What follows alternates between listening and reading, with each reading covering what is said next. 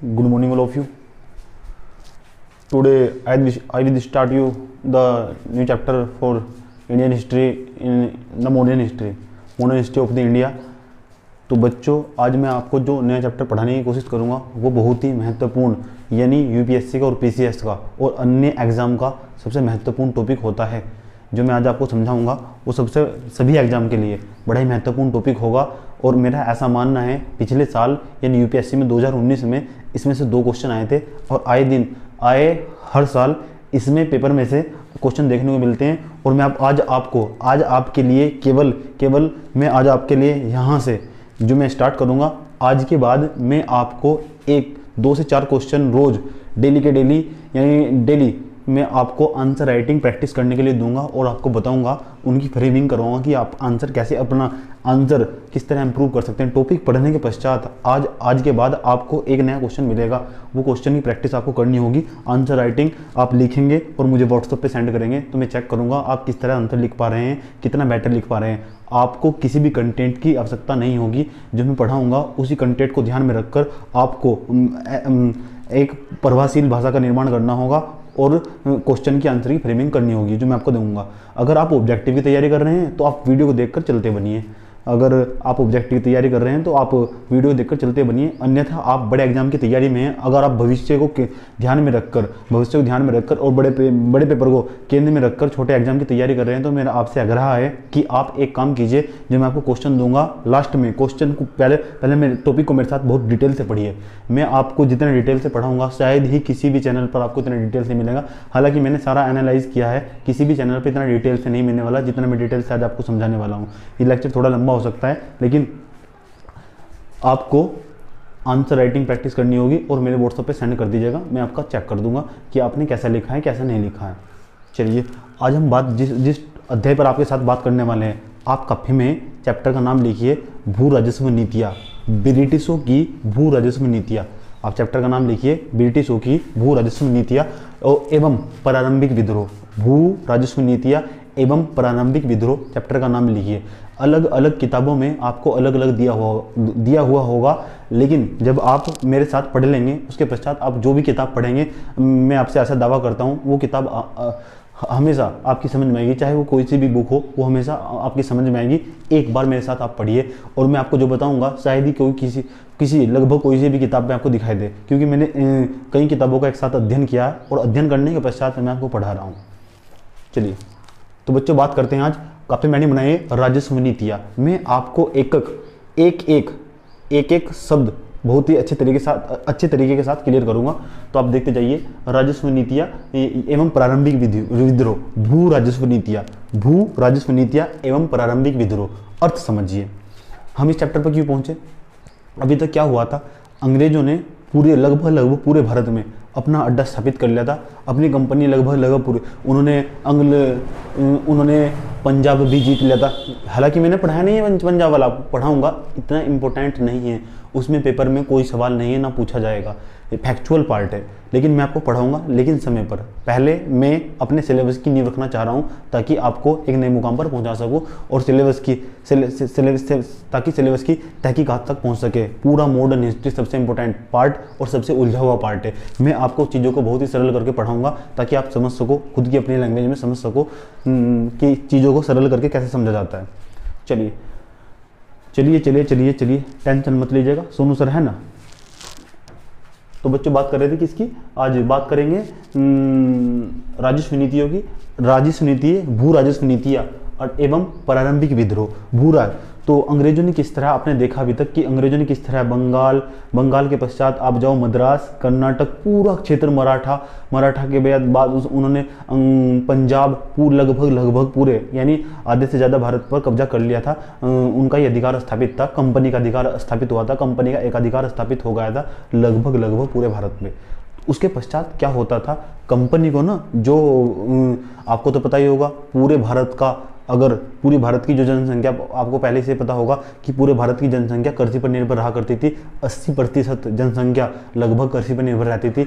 तो कृषि इतनी अधिक मात्रा में होती थी, तो जो ईस्ट इंडिया कंपनी होती थी, ईस्ट इंडिया कंपनी का काम था कि जो किसान होते थे यानी कृषक होते थे, जो खेती करते थे, उनसे टैक्स वसूलना, ईस्ट इंडिया कंपनी का काम था टैक्स वसूलना। टैक्स मतलब कर, कर मतलब लगान, कर कह दो, लगान कह दो, राजस्व कह दो, राजस्व वसूलना कह दो, एक ही मतलब होगा। तीनों शब्द का एक ही मतलब होगा, चाहे हम कर कहें, लगान या फिर राजस्व कहें, तो तीनों शब्द का एक ही मतलब होगा।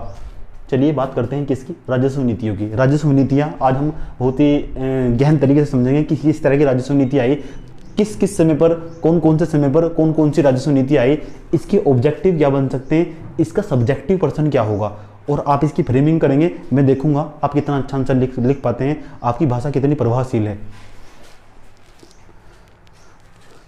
राजस्व नीतियाँ एवं प्रारंभिक विद्रोह, तो कॉपी में हेडिंग बनाएंगे सब बच्चे, राजस्व नीतियाँ एवं प्रारंभिक विद्रोह। आपका चैप्टर का नाम लिखिए, प्रारंभिक राजस्व नीतियाँ एवं प्रारंभिक विद्रोह, राजस्व नीतियाँ एवं प्रारंभिक विद्रोह।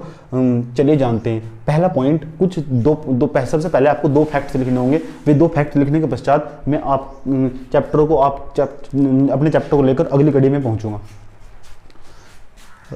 भारतीयों की आय का मुख्य स्रोत, फर्स्ट पॉइंट, पहला पॉइंट लिखिए, भारतीयों की आय का मुख्य स्रोत कृषि था। भारतीयों की आय का, जैसा मैं कहूँ ऐसा लिखते जाइए, भारतीयों की आय का मुख्य स्रोत कृषि था। और ब्रैकेट में लिखिए लगभग 80% भाग पर 80% भाग 80% अक्षेत्र कृषि, 80% अक्षेत्र कृषि, इस तरह नोट्स में मेंशन कीजिए। 80% लोग कृषि, इस तरह लिखिए।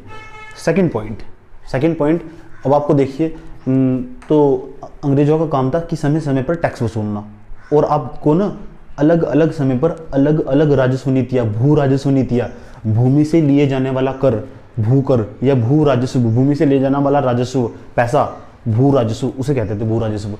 उसके लिए कुछ पॉलिसी बनाई जाती थी, नीतियाँ समझते हो। नीतियाँ का मतलब होता है कि एक रणनीति बनाना और एक रणनीति के तहत वसूलना, कि किस तरह एक कार्यक्रम होना चाहिए, एक प्लानिंग होनी चाहिए, एक योजना होनी चाहिए, एक नीति होनी चाहिए, अर्थात वही मतलब है सबका, समझे। तो राजस्व नीतियाँ, तो भू राजस्व नीतियाँ आपको पता होना चाहिए। भू राजस्व नीतियाँ आई क्यों, इनका कारण क्या। तो आप सबसे पहले हेडिंग बनाइए काफी में कि भू राजस्व नीतियों का कारण।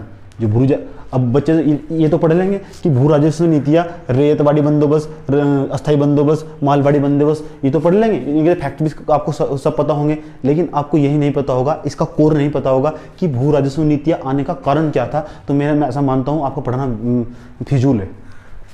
चलिए, सबसे पहला कारण था अधिकतम भू राजस्व वसूलना। जो भू राजस्व, तो सरकार क्या करती थी, अलग अलग क्षेत्र से, जब बंगाल पर ब्रिटिशों का अधिकार स्थापित हुआ, तो अलग आपने देखा कि 1770 में अकाल पड़ा, 1770 में अकाल पड़ा, तो सरकार अलग अलग क्षेत्र से यानी विभिन्न क्षेत्रों से, अलग अलग क्षेत्रों से अधिक मात्रा में कर वसूलती थी। इसी कारण ये राजस्व नीतियाँ लाई गई। इनका उद्देश्य था, पहले इनका उद्देश्य समझिए।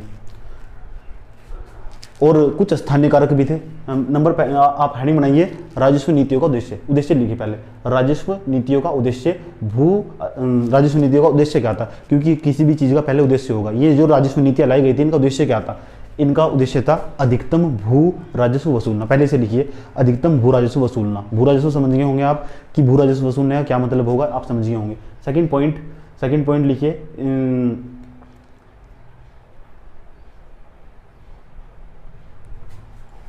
और सेकंड पॉइंट, अधिकारियों की अभिरुचि। क्यों, जब अधिकारियों की अभिरुचि होगी तो जब तो टैक्स वसूलेंगे। तो सेकंड पॉइंट लिखिए इसके अंदर ही। थर्ड पॉइंट लिखिए, स्थानीय परिस्थितियाँ। वहाँ की कुछ स्थानीय परिस्थितियाँ ऐसी थी कि उन्हें टैक्स वसूलना पड़ा। तो ये कुछ कारण थे कि राजस्व नीतियाँ लाई गई। जो राजस्व नीतियाँ थी ये लाई गई। मैं आपको बता रहा हूँ कि राजस्व नीतियाँ क्यों लाई गई। राजस्व नीतियाँ इसलिए लाई गई, कुछ स्थानीय कारक भी थे, आर्थिक विचारधारा भी थी, सब समझ जाएंगे आप धीरे धीरे। अभी मेरा यकीन मानिए, अगर मैं जो आपको पढ़ा रहा हूँ उसका 30 से 40% भी आपकी समझ में आया तो यकीन मानिए आप किसी भी एग्जाम की तैयारी कर रहे हो, लगभग आप टॉपर है, समझे। आर्थिक विचारधारा और अधिकारियों की अभिरुचि, मैं इसे मिटा दे रहा हूँ। ये अभी इसका कोर था जो मैं आपको समझाने वाला हूँ कि क्यों लाई गई है। इनका एक ही मकसद था राजस्व नीतियों का। अगर आप अल्टीमेट गोल देखें सभी राजस्व नीतियों का, कोई सी भी राजस्व नीतियाँ हो, 3 प्रकार की राजस्व नीतियाँ दिखाई देगी आपको। 3 प्रकार की राजस्व नीतियों का एक ही मतलब था, क्या कि भूमि कर वसूलना, अधिक मात्रा में भूमि से कर वसूलना, अधिक मात्रा में भूमि से राजस्व वसूलना, इनका एक ही अल्टीमेट गोल था।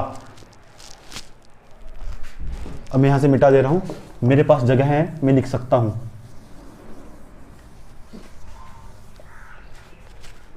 आप इधर मत देखिए और इधर भी मत देखिए। अब मैं जैसा कहता हूँ ऐसे लिखिए। अब मैं जैसा कहूँगा ऐसे लिखिए, पहले समझिए उसके बाद लिखिएगा। जैसे मैं कहता हूँ ऐसे लिखिए। अब आप समझ गए होंगे सब बच्चे कि राजस्व नीतियाँ किसे कहते हैं।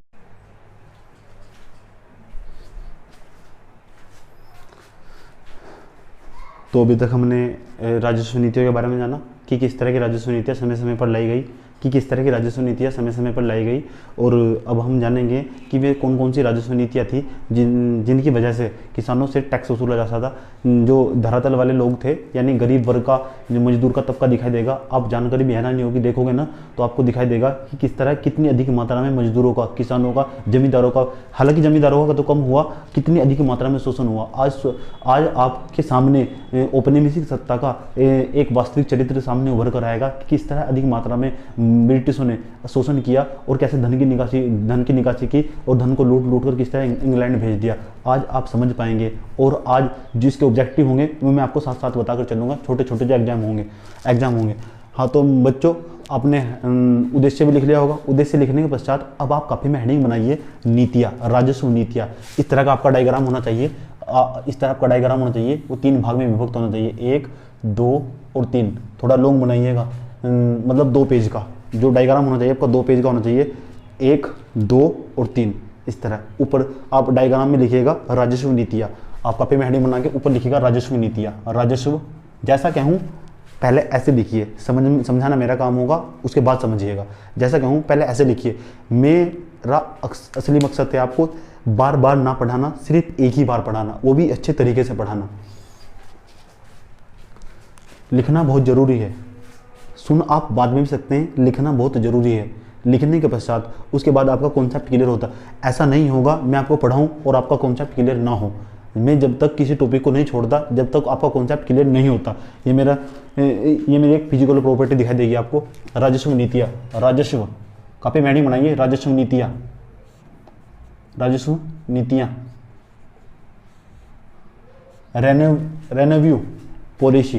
रेवेन्यू पॉलिसी, राजस्व नीतियाँ, हेडिंग बनाइए।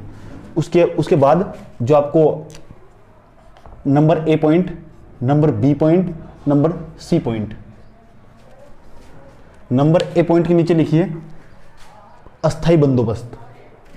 सब बताऊंगा क्या मतलब होता है अस्थाई बंदोबस्त। राजस्व नीतियाँ, जो पहली राजस्व नीति आपको दिखाई देगी अस्थाई बंदोबस्त। जो दूसरी राजस्व नीतियाँ दिखाई देगी आपको नंबर 2 रैयत। अस्थाई बंदोबस्त आप लिख सकते हैं, अब मैं लिख रहा हूँ रैयत बंदोबस्त या रैयतवाड़ी, अस्थाई बंदोबस्त या रैयतवाड़ी बंदोबस्त। अस्थाई बंदोबस्त नंबर ए, अस्थाई बंदोबस्त नंबर बी, रैयतवाड़ी बंदोबस्त। सब बताऊंगा क्या है, आप लिखिए पहले रैयतवाड़ी बंदोबस्त। नंबर सी लिखिए महालवाड़ी बंदोबस्त। नंबर सी महालवाड़ी बंदोबस्त।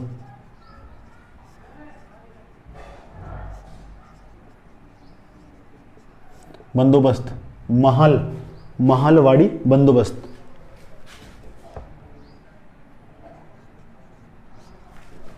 लिखना बहुत जरूरी है। आइए समझते हैं कौन कौन सा बंदोबस्त, कौन कौन सी व्यवस्था, कौन कौन सी नीतियाँ, कौन कौन से समय पे लाई गई, कौन कौन सी विचारधारा छिपी हुई थी इनके पीछे। जो मैं आपको बताऊंगा किसी किताब में नहीं मिलने वाला। आप लिखिए, आप पढ़ के देखिए अगर जाके कोई किताब में मिलने वाला हो। जो कुछ ऐसी फैक्ट्स बताऊंगा मैं आपको शायद ही किसी किताब में मिलेंगे। आपको ये 3 की 3 राजस्व नीतियाँ पढ़ाएंगे सभी टीचर, लेकिन आपको इनके पीछे की विचारधारा कोई नहीं बताएगा। और जब तक आप किसी भी चीज़ की विचारधारा नहीं समझेंगे तब तक आपका टॉपिक क्लियर नहीं होगा, मेरा ऐसा दावा है। चलिए आइए समझते हैं। नंबर ए आपने बनाया होगा अस्थाई बंदोबस्त। नंबर ए हेडिंग बनाई होगी आपने अस्थाई बंदोबस्त, जिस तरह मैंने इधर बनाई होंगी, जिस तरह मैंने इधर बनाया है, डायग्राम इस तरह बनाया है, आप इस तरह लिखिए अस्थाई बंदोबस्त, रैयतवाड़ी बंदोबस्त, महलवाड़ी बंदोबस्त। आइए जानते हैं अस्थाई बंदोबस्त, रैयतवाड़ी बंदोबस्त, महलवाड़ी बंदोबस्त। ये एक प्रकार से टैक्स वसूलने के लिए कुछ नीतियां बनाई गई थी जो अलग अलग समय पर लाई गई थी। कौन लेकर आया था ये भी बताएंगे, किसकी विचारधारा छिपी हुई थी ये भी बताएंगे, रैयतवाड़ी का क्या मतलब है ये भी बताएंगे, और महलवाड़ी का क्या मतलब है ये भी आपको बताएंगे। और अस्थाई बंदोबस्त का क्या मतलब है ये भी बताएंगे, अस्थाई इसका क्या मतलब है ये बताएंगे। तो आइए हम केवल पहले आपको बताता हूँ कि जो अस्थाई बंदोबस्त है इसका मतलब, उसके बाद रैयतवाड़ी बंदोबस्त का मतलब, उसके बाद हम आपको समझाएंगे महलवाड़ी बंदोबस्त का मतलब। तीनों का मतलब समझाते हैं कि तीनों का अर्थ क्या है, क्योंकि पहले आपको उसका अर्थ समझना बहुत जरूरी है। उसके पश्चात आप नीचे के कितने भी टॉपिक पढ़िए वे कम पढ़ जाएंगे, उसके बाद आप कितने भी पढ़िए, जो मैं आपको बताऊंगा उसका एक अल्टीमेट गोल समझिए। तो सबसे पहले जो अस्थाई बंदोबस्त जिस व्यक्ति के, मैं आपको केवल पहले बताऊंगा कि अस्थाई बंदोबस्त किसके द्वारा लाया गया, और उसके बाद मैं आपको बताऊंगा, एक साथ तुलना करके बताता चलूंगा, जो इसके बारे में होगा, इसके बारे में होगा, इसके बारे में होगा, कुछ फैक्ट्स आप इसी तरह नोट करते चलेंगे। जो अस्थाई बंदोबस्त था वो कॉर्नवालिस, लॉर्ड कॉर्नवालिस के द्वारा लाया गया, लागू किया गया 1793 ईस्वी में। अभी मत लिखिए, पहले सुनिए। अस्थाई बंदोबस्त, अभी अर्थ भी समझाएंगे। अस्थाई बंदोबस्त लॉर्ड कॉर्नवालिस के द्वारा 1793, याद रखिए 1793 ईस्वी में लागू किया गया। चलिए अब चलते हैं रैयतवाड़ी बंदोबस्त। ये एक प्रकार की राजस्व नीतियाँ थी। इनके द्वारा कर्षकों, जमींदारों और गांव के मुखिया जिसे महल कहते थे उनसे टैक्स वसूला जाता था। अभी बताएंगे आपको, लेकिन अभी मत लिखिए, लिखवाना हमारा काम होगा, पहले आप समझिए। अस्थाई बंदोबस्त, रैयतवाड़ी बंदोबस्त, महलवाड़ी बंदोबस्त। अस्थाई बंदोबस्त, रैयतवाड़ी बंदोबस्त, महलवाड़ी बंदोबस्त। अस्थाई बंदोबस्त, अस्थाई का मतलब कि 10 वर्षों के लिए टैक्स फिक्स कर दिया गया, इस दर का टैक्स आपको देना होगा। अस्थाई कर दिया गया, स्टेबल कर दिया गया, इसे बोलते थे अस्थाई बंदोबस्त।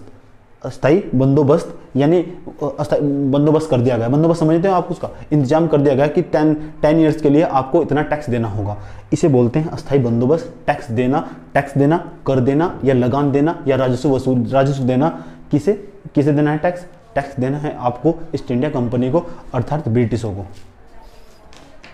चलिए अभी आपने जाना पहले नंबर पर दोबारा देखिए, अस्थाई बंदोबस्त कौन लाया? अस्थाई बंदोबस्त जो लेके आए उनका नाम था लॉर्ड कॉर्नवालिस। आप नंबर 2 दिखाई देगा आपको, जो मैं आपको बता रहा हूँ ये सीधे क्वेश्चन है, पेपर में आए हुए हैं। रैयतवाड़ी बंदोबस्त सर्वाधिक लोकप्रिय हुआ, सबसे अधिक भाग पर यही लगाया गया था, इस प्रकार का टैक्स लगाया गया था। तो याद रखिए रैयतवाड़ी जो बंदोबस्त होगा कहाँ लगाया गया था सब बताएंगे। रैयतवाड़ी बंदोबस्त किसके द्वारा लागू किया गया? तो याद रखिए इसका नाम था कैप्टन रीड और थॉमस मुनरो। कैप्टन रीड और थॉमस मुनरो, मैं यहां लिख दे रहा हूं, captain Read Thomas Munro. Mahalwari बंदोबस्त, जो महलवाड़ी बंदोबस्त था वो ये 1792 में, ये 1792 में, लेकिन कुछ इतिहासकार ऐसा मानते हैं लगभग दोनों का आपको टाइम पीरियड यानी लगभग काल सेम दिखाई देगा आपको। Captain Read, Thomas Munro. अब महलवाड़ी व्यवस्था के बारे में जानिए कि इसे किसने लागू किया। अभी हमने आपको कहा कि केवल सुनिए, आप अभी सुनिए, जब लिखाएंगे तो लिखिएगा। जो महलवाड़ी बंदोबस्त था, महलवाड़ी बंदोबस्त किसके द्वारा लागू किया गया? पहले अभी ये बताया जा रहा है कि किसके द्वारा लागू किया गया। तो याद रखिए ये लागू किया गया, उसका नाम था होल्ट मैकेंजी। Holt McKenzie 1822। कुछ किताबों में 33 भी लिखा हुआ, लेकिन मैं सही ऐसा जो मानता हूं 1822 होगा, 1822। कुछ किताबों में 1837 भी लिखा हुआ, लेकिन आप 1822 पर निशान लगाएंगे। चलिए, तो 3 व्यक्तियों का आपको हमने नाम बताया। अगर आपके बारे में आपसे पूछा जाए कि जो अस्थाई बंदोबस्त था वो किसके द्वारा लागू किया गया था, तो आपका आंसर होना चाहिए लॉर्ड कॉर्नवालिस। अगर आपसे पूछा जाए कि रैयतवाड़ी बंदोबस्त किसके द्वारा लागू किया गया था, तो आपका कैप्टन रीड और थॉमस मुनरो। अगर आपसे प्रश्न पूछा जाए कि महलवाड़ी बंदोबस्त किसके द्वारा लागू किया गया था, तो आपका नाम याद होना चाहिए होल्ट मैकेंजी 1822 ईस्वी। अब आप समझ गए होंगे। आइए जानते हैं, जो मैंने बताया ना, आप एक पॉइंट तीनों में लिख दीजिएगा। जो मैंने बताया अभी आपको, एक पॉइंट तीनों में लिख दीजिएगा। किसके हमने आपको बताया किसने लागू किया। चलिए अब सेकंड पॉइंट, इसका सेकंड पॉइंट, इसका सेकंड पॉइंट, इसका सेकंड पॉइंट, समझ रहे हैं ना आप? इसका सेकंड पॉइंट, इसका सेकंड पॉइंट, इसका सेकंड पॉइंट। पहले सुनिए, बात करते हैं अस्थाई बंदोबस्त है था क्या। अब बात करते हैं रैयतवाड़ी बंदोबस्त है था क्या, महलवाड़ी बंदोबस्त है था क्या। याद रखिए जो जब अस्थाई बंदोबस्त लाया गया, अस्थाई बंदोबस्त जो जमींदार होते थे, अब जमींदार समझते हैं, ठेकेदार या साहूकार जिसे बोलते हैं, ठेकेदार जिसके पास अधिक मात्रा में ज़मीन होती थी, तो इस तरह वो जमींदार, एक गांव का एक जमींदार होगा, गांव का जमींदार सभी जो छोटे छोटे किसान होंगे उसके यहाँ से टैक्स कलेक्शन, देखो मैं साहूकार हूँ, आप जमींदार हो, छोटे छोटे जमींदार हो, मैं बहुत बड़ा साहूकार हूँ, या आप छोटे छोटे किसान हो और मैं जमींदार हूँ, आपको मुझे टैक्स देना होगा और मैं वो टैक्स ना कंपनी को भेज दूंगा। इस तरह का जो व्यवस्था हुआ करती थी ना, इस तरह की जो व्यवस्था हुआ करती थी, अस्थाई बंदोबस्त के नाम से जाना जाता। पूछा जा सकता अस्थाई बंदोबस्त किससे संबंधित है, तो अस्थाई बंदोबस्त याद रखना जमींदारों से संबंधित है। अस्थाई बंदोबस्त को ना कुछ अनेक नाम भी बताऊंगा मैं। अस्थाई बंदोबस्त का एक दूसरा नाम भी है इजारेदारी व्यवस्था, ठेकेदारी व्यवस्था जिसे बोलते हैं, इमामदारी व्यवस्था भी सही बोलते हैं, इमामदारी व्यवस्था। आप सबका नाम नोट करिएगा, हम अभी लिखवाया जाएगा सेकंड पॉइंट में। आपने फर्स्ट पॉइंट नोट कर लिया होगा, फर्स्ट पॉइंट। सेकंड पॉइंट में क्या लिखिएगा, सेकंड पॉइंट में आप समझ गए होंगे, यह व्यवस्था जमींदारी व्यवस्था। आप जमींदारी समझ गए होंगे कि एक जमींदार होता था, वो जमींदार जो गांव का होता था ना, उसके द्वारा टैक्स कलेक्ट किया जाता था, इकट्ठा किया जाता था, लगान को इकट्ठा करता था, इकट्ठा करने के पश्चात वो कंपनी को देने जाता था, और कंपनी को पता कितना हिस्सा, वो भी 10/11 हिस्सा देता था, 1/11 हिस्सा खुद रखता था। ये भी बताएंगे आपको, 89% हिस्सा, 89% हिस्सा कंपनी के पास भेजना होता था उसे, ये बताएंगे भी, लिखवाएंगे भी आपको, समझे कौन सी विचारधारा। मैंने कहा पहले मुझे सुनिए, मेरे पास इतना ज्ञान है, शायद ही आपके बुक पढ़ने की कोई आवश्यकता ही नहीं है। मैं आज आपको सब्जेक्ट भी समझाने वाला हूँ, आंसर की फ्रेमिंग भी कराऊंगा। शायद ही आपको किसी भी ऐसा चैनल दिखाई देगा, कोई भी ऐसा क्षेत्र दिखाई, टीचर देगा आपको सब्जेक्टिव भी साथ में पढ़ाएगा और लिखवाएगा, पहला टीचर होगा ऐसा। चलिए, अस्थाई बंदोबस्त किसके द्वारा लागू किया गया, लॉर्ड कॉर्नवालिस के द्वारा। अस्थाई बंदोबस्त किससे संबंधित है, जमींदारी व्यवस्था से। जमींदारी व्यवस्था या इमामदारी व्यवस्था या इस्तेदारी व्यवस्था भी कहा जाता है। आप लिखिए सेकंड पॉइंट, जो हमारा अस्थाई बंदोबस्त है, अस्थाई बंदोबस्त में आप सेकंड पॉइंट लिखिए। सेकंड पॉइंट में लिखिए, इसे इमामदारी व्यवस्था, जमींदारी व्यवस्था या मालगुजारी व्यवस्था या जागीरदारी व्यवस्था के नाम से जाना जाता है। यह टैक्स जमींदारों से लिया जाता था। सेकंड पॉइंट पे लिखिए, सेकंड पॉइंट में इसे इमामदारी व्यवस्था, इजारेदारी व्यवस्था, जागीरदारी व्यवस्था या मालदारी व्यवस्था कहा जाता है। यह टैक्स जमींदारों से, यह लगान, यह राजस्व, यह कर केवल जमींदारों से लिया जाता था। अब आप समझ गए होंगे जमींदार कौन होते थे, समझिए, और किस तरह टैक्स दिया जाता था। उसके बाद अस्थाई बंदोबस्त में चलिए, अस्थाई बंदोबस्त में जैसे आप पहुंचेंगे तो अस्थाई बंदोबस्त के बाद आप आइए रेतवाड़ी बंदोबस्त। याद रखिए ये सर्वाधिक लोकप्रिय हुआ। इसमें सेकंड पॉइंट जो आपको लिखना है, ये कहाँ से, ये टैक्स कौन देते थे, जितने भी टैक्स होंगे सारे कंपनी को दिए जाएंगे। कंपनी कौन सी, ईस्ट इंडिया कंपनी। आप समझ गए होंगे, पहले आपको पुराने वाले वीडियो देखने होंगे। रैयतवाड़ी जो बंदोबस्त था, रैयतवाड़ी बंदोबस्त केवल किसानों के द्वारा लिया जाता था। रैयतवाड़ी बंदोबस्त किसानों से लिया जाता था। सबसे अधिक लोकप्रिय हुआ पूरे जहां ब्रिटिशों का अधिकार था, उस क्षेत्र में 51% क्षेत्र से जहां ब्रिटिशों का अधिकार था, सबसे ज्यादा मात्रा में लिया जाता था यही कर। सीधे जाते थे जो अंग्रेज थे ना, अंग्रेज किसानों के पास जाते थे, बड़े में किसान हूँ, उसके घर जाते थे, कहते थे महीने मंथली वाइज कि आप टैक्स दो, कितनी फसल हुई, जो फसल होती थी ना, किस तरह की फसल हुई, किस्म कैसी, उसकी उपज कैसी हुई, इस तरह का टैक्स लिया था किसानों के द्वारा। लेकिन आपको बताऊं, ये जो प्रक्रिया ज़्यादा फेमस नहीं हुई। क्यों? जो अंग्रेजी सत्ता थी, जो ब्रिटिश थे, उन्हें घर घर जाना, टैक्स वसूलना उन्हें अच्छा नहीं लगा। तो बाद में एक और व्यवस्था लाई गई, उस व्यवस्था को मालवाड़ी व्यवस्था के नाम से जाना जाता है। महलवाड़ी व्यवस्था के नाम से जाना जाता है। यही कारण हुआ कि बाद में महलवाड़ी व्यवस्था लानी पड़ी, क्योंकि कोई भी ब्रिटिश अधिकारी किसी के भी घर घर जाकर टैक्स वसूलना इतना पॉसिबल नहीं था। तो फिर बाद में क्या हुआ कि गांव का, आपको तो पता ही होगा, गांव का एक मुखिया या महल हुआ करता था, जिसे लंबरदार भी कहते थे। वो लंबरदार, तो ब्रिटिशों ने सोचा कि क्यों हम एक ऐसी व्यवस्था लाई जाए कि हमें सबके घर ना जाना पड़े, हम सीधे मुखिया के पास जाएं। और जैसे मुखिया के पास जाएंगे, वो मुखिया क्या होगा, वो मुखिया, गांव का जो मुखिया होगा, जिसे आप सरपंच कहते हैं वर्तमान समय में, उस मुखिया से टैक्स वसूला जाए। तो फिर ऐसा ही हुआ, महलवाड़ी व्यवस्था में ऐसा ही हुआ, महलवाड़ी।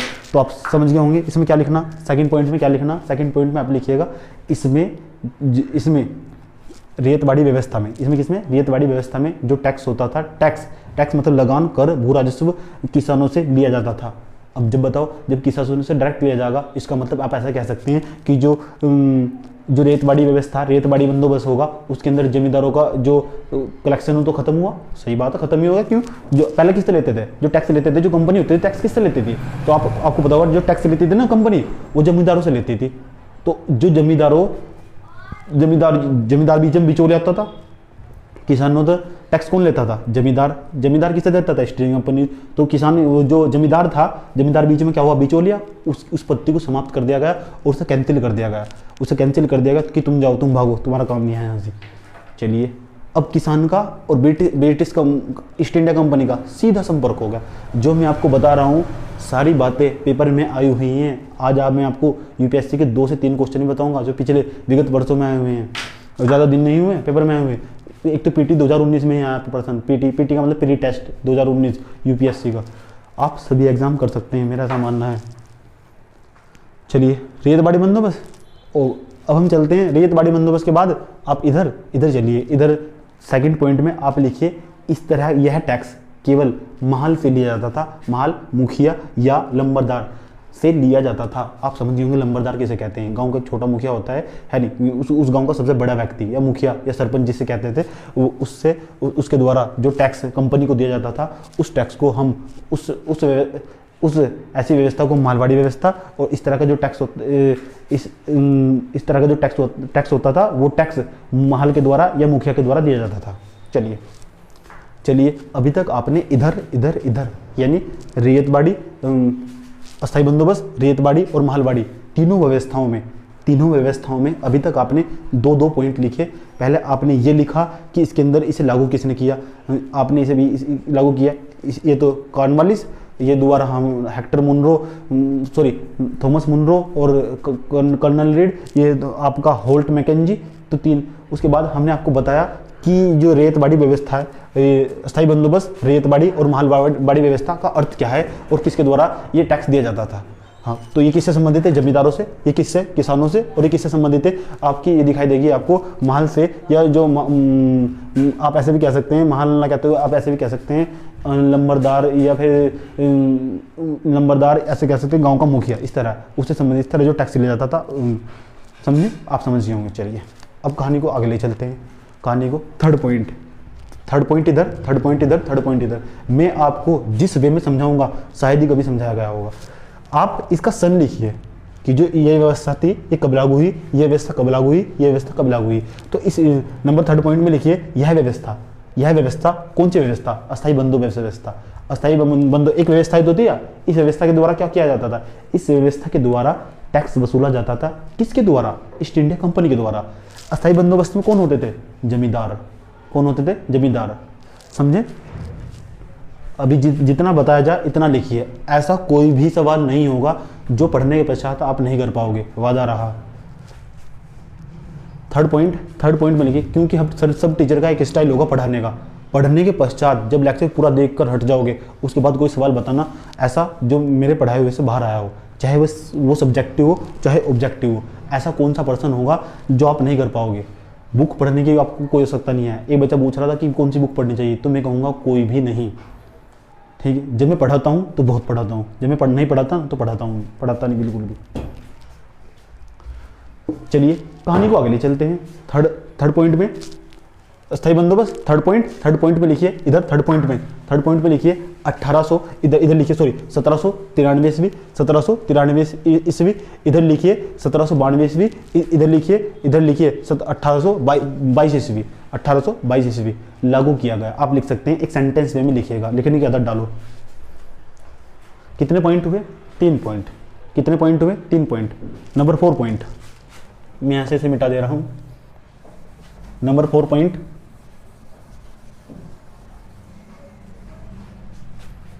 जरा 1 मिनट।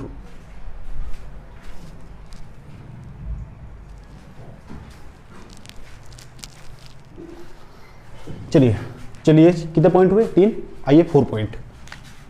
अस्थायी बंदोबस्त के अंदर 4 पॉइंट, रेतबाड़ी बंदोबस्त के अंदर, महलबाड़ी बंदोबस्त के अंदर 4 पॉइंट। आइए इसके अंदर जानते हैं। अब जो 4 पॉइंट होगा वो अक्षेत्र से संबंधित होगा। और जब मैं आपको बताऊंगा, जब आप इसे मेंशन करेंगे तो आप अपने नोट्स बना रहे होंगे तो इसके नीचे भी एक मैप बनाइएगा, इसके नीचे भी एक मैप बनाइएगा, इसके नीचे भी एक मैप बनाइएगा, वो भी इंडिया का मैप। मैं आपको बताऊंगा यह व्यवस्था कौन कौन से क्षेत्र में लागू की गई थी और यह व्यवस्था कौन से में और यह व्यवस्था कौन से क्षेत्र में लागू की गई थी। आइए जानते हैं कि नंबर 4 पॉइंट आपको बताऊं बच्चों, जो स्थायी बंदोबस्त था, हमने इसके नाम भी बताया आपको, स्थायी बंदोबस्त को जागीरदारी व्यवस्था भी सही कहते थे, इस्तेदारी ठेकेदारी व्यवस्था भी सही कहते थे। तो जो नंबर 4 है, नंबर 4 के अंदर हम आपको बताएंगे कि नंबर 4 अस्थायी बंदोबस्त कौन कौन से क्षेत्र में लागू की गई थी और ब्रिटिश जब ब्रिटिशों ने पूरे भारत पर अधिकार कर लिया था तो पूरे भारत के कितने प्रतिशत हिस्से पर अस्थायी बंदोबस्त लागू किया गया था, कितने प्रतिशत हिस्से पर अस्थायी बंदोबस्त यानी इजारी व्यवस्था या ठेकेदारी व्यवस्था या जागीरदारी या मालगुजारी व्यवस्था से टैक्स लिया जाता था। आइए जानते हैं। और वे क्षेत्र के नोट्स, वे क्षेत्र आप भारत का मैप बनाएंगे। नंबर 4 पॉइंट में भारत का मैप इधर भी प्रैक्टिस हो जाएगी आपकी। और जो मैं आपको क्षेत्र बोलूंगा मैं आपको तीर का चिन्ह लगाकर लोकेट करने होंगे। इससे अच्छा नोट्स हो ही नहीं सकता, इससे अच्छा नोट्स हो ही नहीं सकता। That's all, finish. Number 4 point पे लिखिए। नंबर 4 पॉइंट, यह व्यवस्था कौन सी व्यवस्था? अस्थायी बंदोबस्त व्यवस्था।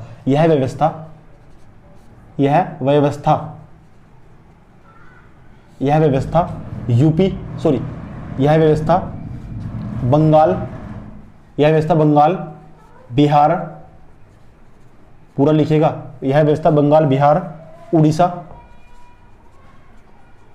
यह व्यवस्था बंगाल, बिहार, उड़ीसा, कोमा वाराणसी, सारे क्षेत्र इंपोर्टेंट होंगे, एक भी नहीं छोड़ना, आपको सभी को लोकेट करना है।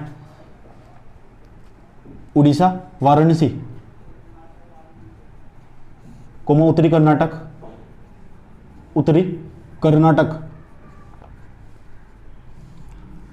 में लागू की गई। उत्तरी कर्नाटक में लागू की गई। किसके द्वारा? लॉर्ड कॉर्नवालिस के द्वारा। चलिए अब आप समझ गए। एक काम कीजिए, आप मैप बनाइए खुद, अपने आप मैप बनाइए, देखिएगा मत, और वो भी पुराने वाला मैप बनाइएगा। आप पुराने वाले मैप में उड़ीसा, वाराणसी, उत्तरी कर्नाटक, बंगाल और बिहार, उसके ऊपर तीर का चिन्ह लगाइए और ब्रैकेट में लिखिए अस्थायी बंदोबस्त व्यवस्था। इसे कहते हैं नोट्स बनाना और पढ़ना और याद करना। जितना बताऊं इतना, पढ़ने के पश्चात जब वीडियो पूरा देख लेंगे उसके पश्चात बताना क्या चीज़ समझ में नहीं आई। चलिए, मैं उम्मीद करूंगा आप इसे कर लेंगे। और हाँ, एक पॉइंट और, इसके मतलब एक लाइन और लिखनी है इसमें भी।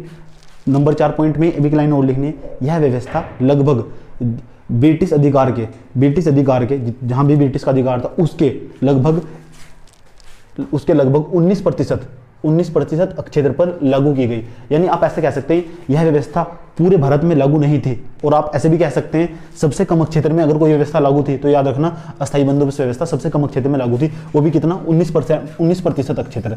ब्रिटिश अधिकार के 19% क्षेत्र पर यह व्यवस्था लागू थी। और सबसे कम था, सबसे अधिक मात्रा में जो सर्वाधिक लोकप्रिय व्यवस्था हुई वो रैयतवाड़ी बंदोबस्त थी। रैयतवाड़ी बंदोबस्त पढ़ाएंगे भी आपको, सेकंड पॉइंट इसका वही लिखवाने वाले हैं। तुलना करके पढ़ेंगे, कभी भूलेंगे नहीं, समझे? और याद करने में हमेशा आसानी होगी। समझ में आया आपको?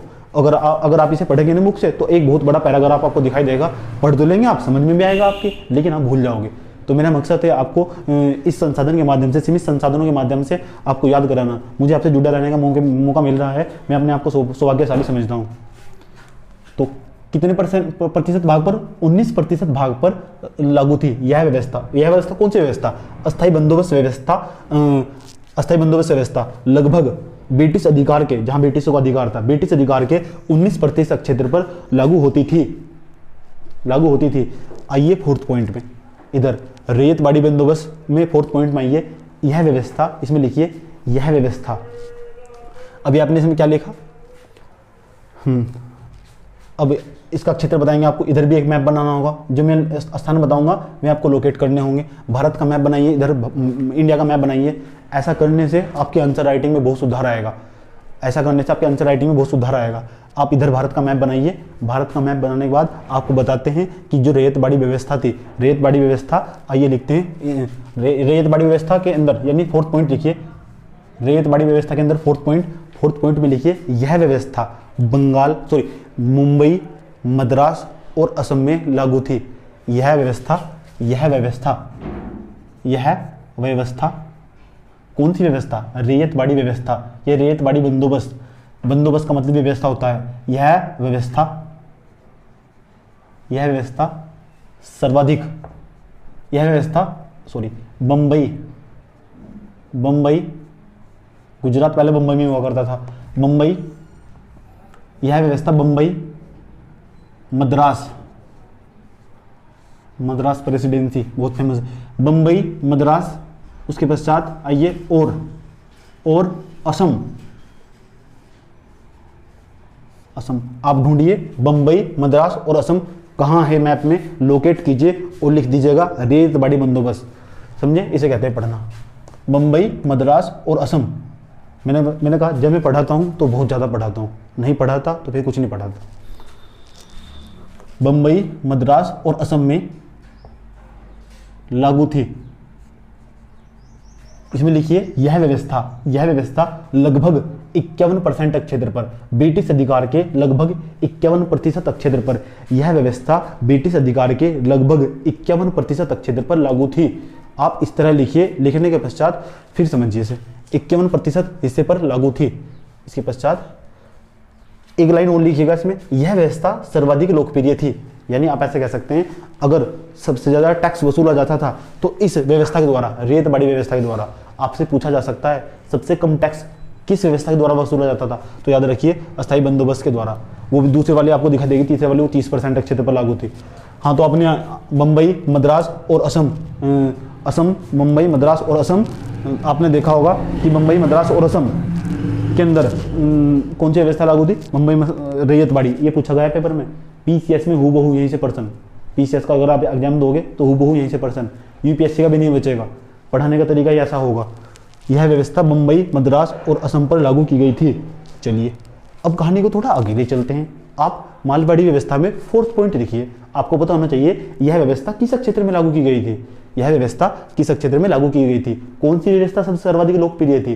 कौन सी व्यवस्था को जमींदारी व्यवस्था कहते हैं? कौन सी व्यवस्था को किसानेदारी व्यवस्था कहते हैं? किसानेदारी। कौन सी व्यवस्था को मालदारी व्यवस्था कहते हैं? आइए मालवाड़ी व्यवस्था में 4th पॉइंट लिखिए। मालवाड़ी व्यवस्था में 4th आप लिख रहे हैं ना, 1, 2, 3, 4 पिलर में तो 1, 2 जो तीसरे नंबर का मालवाड़ी व्यवस्था है, मालवाड़ी व्यवस्था के अंदर 4th पॉइंट लिखिए। 4th पॉइंट में लिखिए मालवाड़ी व्यवस्था के अंदर 4th पॉइंट, मालवाड़ी व्यवस्था, उसके अंदर लिखिए 4th पॉइंट, यह व्यवस्था यूपी समझते हैं आप? यूपी मत लिखिएगा, आप पूरा लिखिएगा। मैं शॉर्टकट लिख दे रहा हूं, यूपी कोमा एमपी आप पूरा लिखिएगा। मध्य प्रदेश लिखने से अनुभव हो जाएगा। मध्य प्रदेश कोमा पीबी मतलब पंजाब। समझे? यह व्यवस्था, यह कौन सी व्यवस्था? मालवाड़ी व्यवस्था। मालवाड़ी व्यवस्था समझ गए होंगे आप, किसके द्वारा लागू की गई थी? हाल्ट मैकेंजी के द्वारा। कब? 1822 ईस्वी में। UP, MP, PB, Uttar Pradesh, Madhya Pradesh, Punjab. यह व्यवस्था कौन सी व्यवस्था? मालवाड़ी व्यवस्था। मध्य प्रदेश, यूपी, मध्य प्रदेश, पंजाब में लागू की गई थी। आप यूपी को ढूंढिए, आप मध्य प्रदेश को ढूंढिए और पंजाब को ढूंढिए और उसकी लोकेशन को ट्रेस करके उसमें लिखने के पश्चात आप लिखिएगा यूपी, एमपी और पंजाब में आप लिखिएगा कि ये क्षेत्र, उसके सामने लिखिएगा मालवाड़ी व्यवस्था। समझे? आइए कहानी को आगे ले चलते हैं। कितने पॉइंट हुए? 4 पॉइंट। अभी तक आपने 4 पॉइंट समझे, तो आप समझ गए होंगे मेरा पढ़ाने का क्या स्टाइल होगा। इसे कहते हैं पढ़ाना। मैंने कहा था ना, मैं जैसे जैसे आगे बढ़ूंगा ना, उसके पश्चात आपको बहुत अच्छा समझ में आने वाला है। उसके पश्चात नहीं, अभी आपको कभी कोई टॉपिक पढ़ने की आवश्यकता होगी, शायद ही आपको कोई बुक खोलने की आवश्यकता होगी। मैं चाहता हूँ कि आपको कोई बुक खोलने की आवश्यकता ना पड़े। समझे? एक बार आप मेरे वीडियो देख लेंगे तो अच्छा होगा।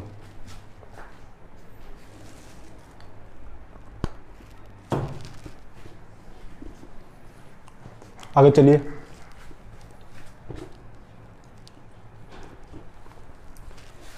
पांचवा पॉइंट जो मैं आपको नाम बताऊंगा। 5वें पॉइंट में अस्थायी बंदोबस्त के अंदर अस्थायी बंदोबस्त के अंदर 5वां पॉइंट, और रेतबाड़ी बंदोबस्त के अंदर भी 5वां पॉइंट, और मालवाड़ी बंदोबस्त के अंदर भी 5वां पॉइंट। 5वें पॉइंट में क्या लिखिएगा, 5वां पॉइंट पहले समझिए उसके बाद लिखिएगा। अस्थायी बंदोबस्त के अंदर इस व्यवस्था का, सुनिए ध्यान लगा आप, इस व्यवस्था का लगभग 89%, आप ऐसे कह सकते हैं 10/11 हिस्सा ब्रिटिश कंपनी के पास जाता था, और 1/11 हिस्सा केवल जो टैक्स होता था, जो टैक्स किसानों तो वसूला जाता था। अभी कितना किसानों की बुरी मात्रा में शोषण हुआ होगा, किसानों ने फसल और उपज करना ही बंद कर दिया था। अब समझे, कृषि का वाणिज्यीकरण होगा था। अब आपको वाणिज्यीकरण कैसे कहते हैं, वाणिज्यीकरण देखो किसे कहते हैं। वाणिज्यीकरण का ये मतलब होता कि जो फसल उगानी होती थी ना, वे फसल उगनी रही थी, रेशम कपास ही उगा रहे, गेहूं चावल कौन उगागा, अलग। और रेशम कपास यहाँ से जहाज में भरते और इंग्लैंड ले जाते और वहाँ तो कपड़े बनाते और यहाँ लाकर महंगे दामों में बेचते हैं यहाँ से, ये काम था इनका। इस तरह मुनाफा कमाते थे इंग्लैंड, यूरोपवासी, सभी यूरोपवासियों ने यही किया कि इस तरह मुनाफा कमाते थे। उनका एक ही अल्टीमेट गोल था कि इस तरह व्यापार अधिक से अधिक मुनाफा कमाना, समझे। चलिए कहानी को आगे ले चलते हैं, कहानी को किस तरह आगे ले चलते हैं। 5वें पॉइंट में देखिए क्या लिखना, जमींदार इस व्यवस्था में कौन सी व्यवस्था में, अस्थायी बंदोबस्त व्यवस्था में। मैंने कहा था एक बार मेरा वीडियो देखने के पश्चात कोई प्रॉब्लम नहीं होगी। अस्थायी बंदोबस्त व्यवस्था में उपज का, या ऐसे कह सकते हैं राजस्व का 1/11 भाग जमींदार के पास तथा 10/11 भाग कंपनी को दे दिया जाता था। और वो भी पता कौन जमा करता था, जमींदार खुद जाकर उनके पास। कंपनी वाले खुद नहीं आते थे, वहीं जाना होता था। अगर जमींदार नहीं गया ना तो फिर क्या करते थे, उसकी जमींदारी छीन लेते थे और जमींदारी किसी और को दे देते थे, ऐसा होता था। अस्थायी बंदोबस्त व्यवस्था में सबसे कम प्रसिद्ध हुई, सबसे कम फेमस हुई, सबसे कम क्षेत्र में लागू थी, समझे। सबसे ज़्यादा अधिक मात्रा में अधिक कौन लोकप्रिय हुई, ये आप समझ गए होंगे, रेतबाड़ी व्यवस्था। इस व्यवस्था में क्या होता था, इस व्यवस्था में 51% क्षेत्र पर, इस व्यवस्था में जो टैक्स दिया जाता था, टैक्स लगभग 89%। और आपको बताऊं, हाँ 89 क्या बताऊं आपको, लगभग 50% जो टैक्स इसके द्वारा लिया जाता। तो आप इसमें लिखोगे रेतबाड़ी व्यवस्था में इसके द्वारा लगभग 50% हिस्सा किसानों से लिया जाता था। किसानों से डायरेक्ट लेते थे, तो ये कहते तुम करो या ना करो, हमें तो 50% देना ही होगा, करो या ना करो, फसल हो या ना हो, हमें तो 50% देना ही होगा। अब बताओ आप इसे शोषण नहीं कहोगे क्या, है नहीं, ये शोषण नहीं होगा तो क्या होगा। अब बताओ, कुछ इतिहासकार ऐसा लिखते हैं, कुछ साम्राज्यवादी इतिहासकार जो होंगे, मैंने बताया साम्राज्यवादी इतिहासकार को हम कभी सपोर्ट नहीं करते, कुछ साम्राज्यवादी इतिहासकार होंगे तो वे कुछ ऐसा लिखते हैं कि ब्रिटिशों ने भारत का शोषण नहीं किया, उसका उद्धार किया, उसके अंदर प्रशासनिक सुधार किए, उसे लोकतंत्र दिया। क्या कैसी मंशाएं हैं, अभी बताऊंगा, जब सब्जेक्टिव क्वेश्चन पर बात करूंगा ना तो आपको बताऊंगा उनके बारे में कि साम्राज्यवादी इतिहासकार किस तरह का इतिहास लिखते हैं। मैंने बताया, मैं जब पढ़ाता हूँ तो बहुत पढ़ाता हूँ। चलिए चौथा पॉइंट, यह व्यवस्था लगभग 50% क्षेत्र पर लागू थी। जो बताऊं वो लिखिए, जो बुक में नहीं लिखा, जो बुक में है वो मत पढ़िएगा। 50% क्षेत्र, 50% इसमें राजस्व का लगभग 50% हिस्सा लिया जाता था, और इसमें भी इस तरह 50% हिस्सा लिया जाता था। ये किन से लिया जाता था, किसानों से डायरेक्ट। इसमें जमींदारी व्यवस्था खत्म हुई, मालवाड़ी व्यवस्था में चले जाइए, मालवाड़ी व्यवस्था में भी 50% हिस्सा लिया जाता था। कितने पॉइंट हुए, 5 पॉइंट। इसमें भी 50% हिस्सा, 50%, वैसे 1/2 लिखा हुआ है, लेकिन 50% हिस्सा लिया जाता था। समझ गए यहाँ, समझे होंगे। चलिए कितने पॉइंट हुए, 5। छठा पॉइंट, जो अस्थायी बंदोबस्त होगा उसके अंदर छठा पॉइंट लिखिए। अस्थायी बंदोबस्त के अंदर छठा पॉइंट, कौन सा पॉइंट, छठा पॉइंट लिखिए अस्थायी बंदोबस्त के अंदर। किसके अंदर, अस्थायी बंदोबस्त के अंदर। फिर रेतबाड़ी बंदोबस्त के अंदर छठा पॉइंट, फिर मालवाड़ी बंदोबस्त के अंदर छठा पॉइंट। अस्थायी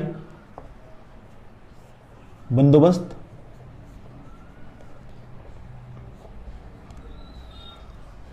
छठा पॉइंट में देखिए, आपको बताऊं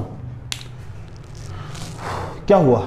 आइए चलते कहानी। छठे पॉइंट में आप मेंशन कीजिए, छठे पॉइंट के अंतर्गत जो 6 पॉइंट होगा, 6 पॉइंट में हम जो आपको बताएंगे।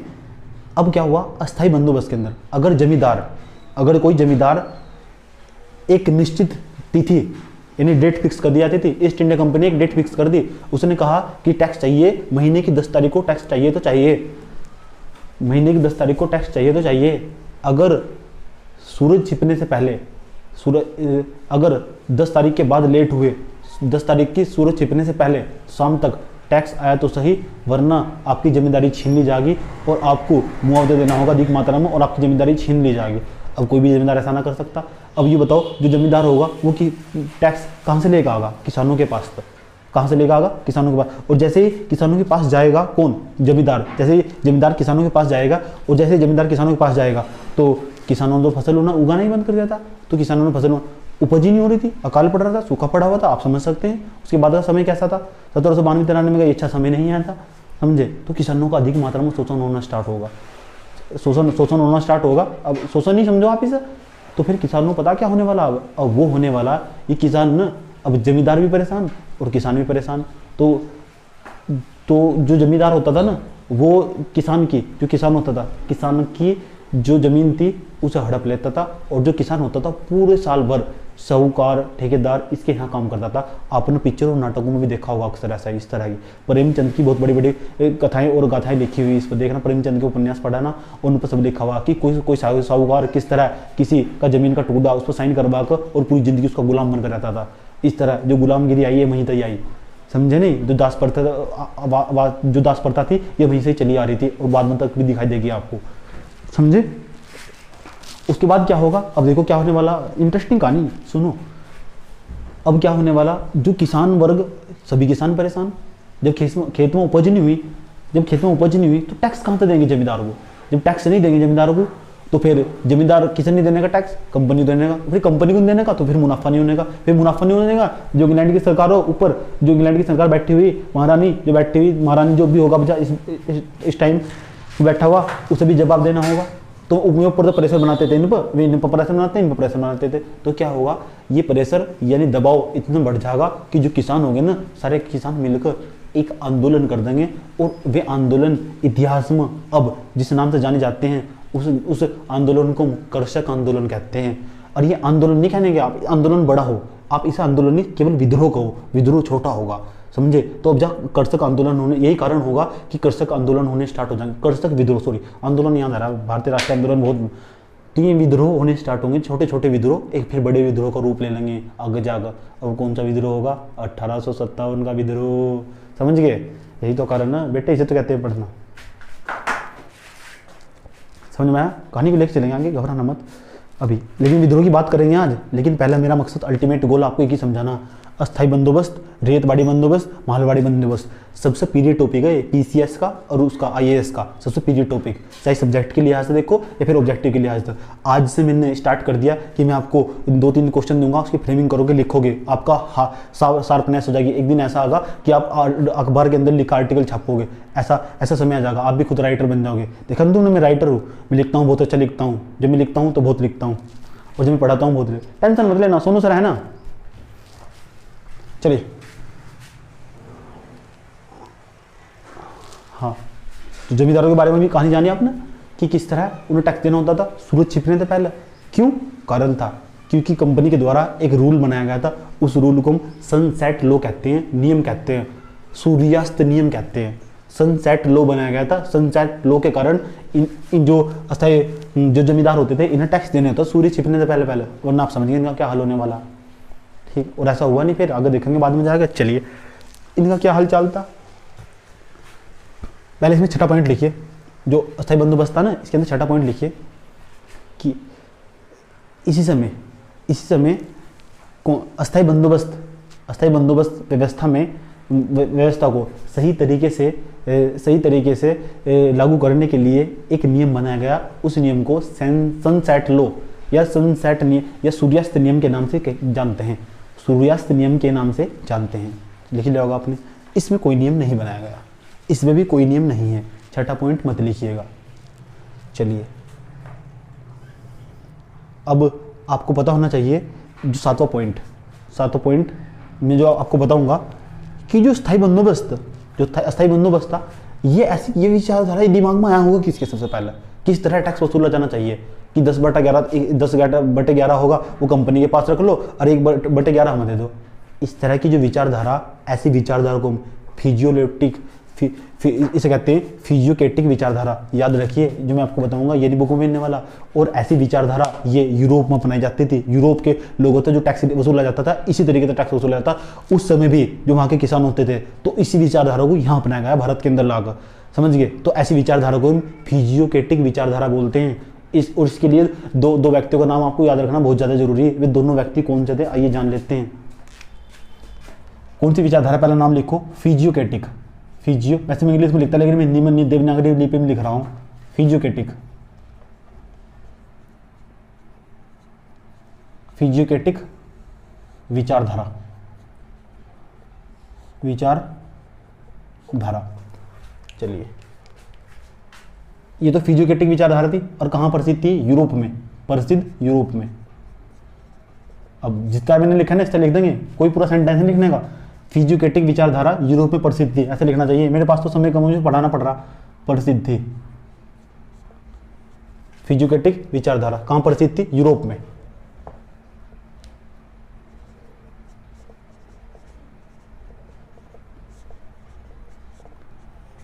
चलिए, अच्छा चलिए, लेकिन आपको पता होना चाहिए इस विचारधारा के प्रतिपादक कौन है। जो फिजियोक्रेटिक विचारधारा, इस तरह की विचारधारा कि जमींदारों तो टैक्स वसूलना चाहिए, वे चाहते तो अस्थायी बंदोबस्त में जाकर टैक्स वसूल सकते थे, किसानों से भी टैक्स वसूल सकते थे, महलदारी से भी टैक्स वसूल सकते थे। लेकिन क्यों, ये जो विचारधारा है ना, ये जिस व्यक्ति ने नाम दी थी, उसका व्यक्ति का नाम भी पता होना बहुत ज़्यादा जरूरी है। मैंने कहा जब मैं पढ़ाऊंगा ना, तो बेटे डिटेल से पढ़ाऊंगा, समझ गए। और विचारधारा पता होनी बहुत ज़्यादा जरूरी हो। वीडियो जब 60 वीडियो 50 वीडियो चले जाएंगे ना यूट्यूब पर, उसके बाद आप जिस जॉब की तैयारी कर रहे होंगे ना, रास्ता ही बदल दोगे, गारंटी दे रहा हूँ। छोटी जॉब की तैयारी कर रहे होंगे, आपके दिमाग में किसी चीज़ होने वाली है, अब क्या, यूपीएससी या पीसीएस, यूपीएससी या पीसीएस, इससे प्यार हो जाएगा। प्रसिद्ध थी को कब, कहाँ से, यूरोप में। कौन सी धारा, फिजियोक्रेटिक विचारधारा। ये फिजियोक्रेटिक विचारधारा किसने दी थी यूरोप के अंदर, आइए जान लेते हैं। इनका नाम है फिलिप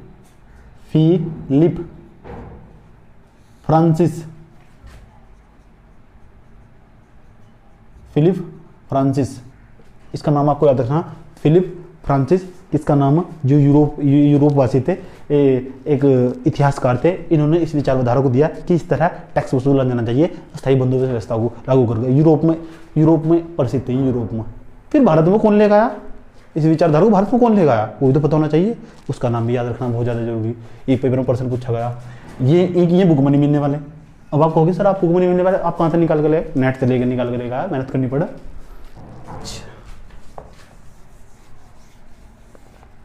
और मैंने बताया, अस्थायी बंदोबस्त से संबंधित जो भी सवाल होगा ना, जहाँ भी कहीं भी होगा फैक्ट्स, चाहे मुझे वो पाताल लोक तो निकाल कर लेकर आना पड़ा, मैं निकाल कर आपके सामने रखूंगा सर। और ये मेरी क्वालिटी आज, समझ गए नहीं, यही कारण है मैं पढ़ाने का। आपने देखा होगा कोई सी भी क्लास में पढ़ाया होऊंगा, तो इस तरह ही मैं जब किसी चीज़ को पढ़ाता हूँ तो बहुत डिटेल से पढ़ाता हूँ, समझे। यही मेरा वो स्टाइल होगा मेरा पढ़ाने का, समझ गए नहीं। मुझे आदत नहीं है कि किसी चीज़ को छोड़ के चलने की, और छोड़ दिया होगा ना तो कुछ कारण होगा उसका। क्या तो वो आपके लायक नहीं होगी, क्या फिर से आप समझ नहीं पाओगे, तो दो ही कारण होंगे, इसलिए छोड़ देता हूँ किसी भी चीज़ को। और क्या, भारत में कौन लेकर आया था, उनका भी नाम जानना बहुत ज़्यादा जरूरी। एक थे जानसोर और एक जेम्स ग्रांट।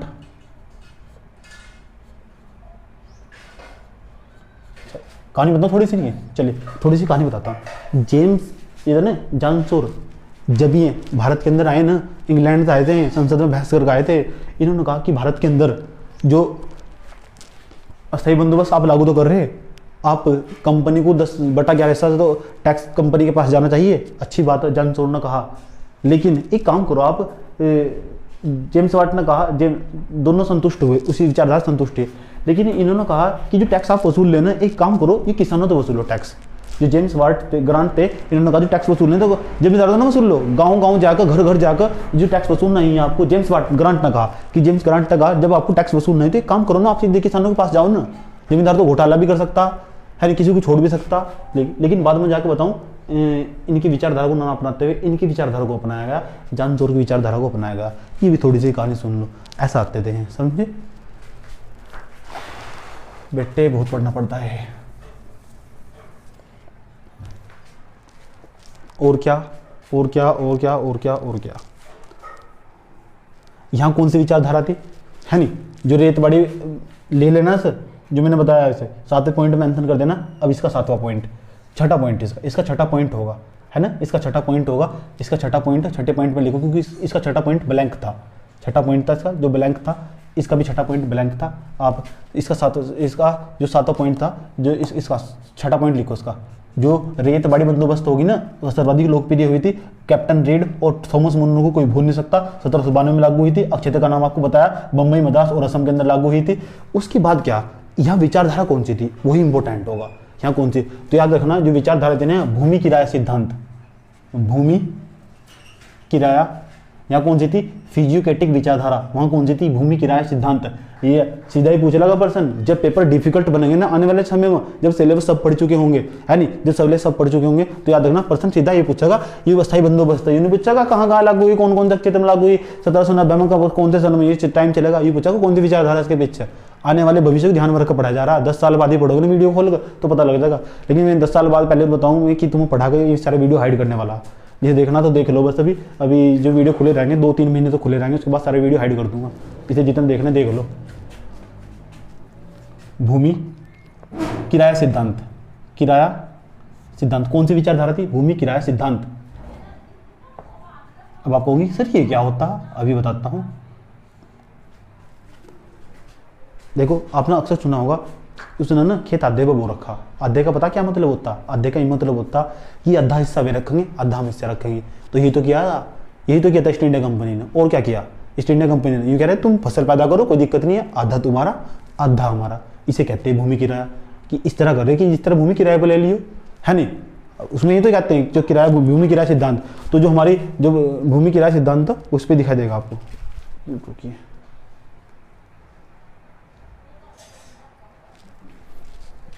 तो भूमि किराया सिद्धांत समझे। और ये किसने दिया, भारत के अंदर किसने दिया है, ये भारत के अंदर दिया, ये किसने दिया, तो इनका नाम भी याद रखना आपको बहुत ज्यादा जरूरी। भूमि किराया सिद्धांत ये दिया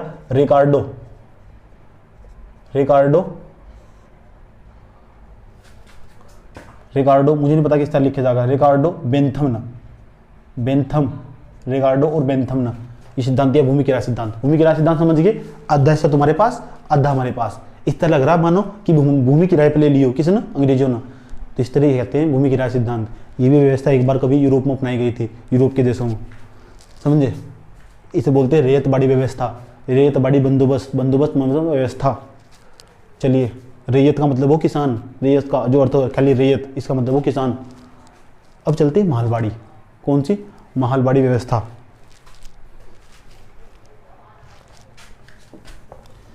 यह कौन सी विचारधारा, उपयोगितावादी सिद्धांत। सब समझाऊंगा, घबराओ ना।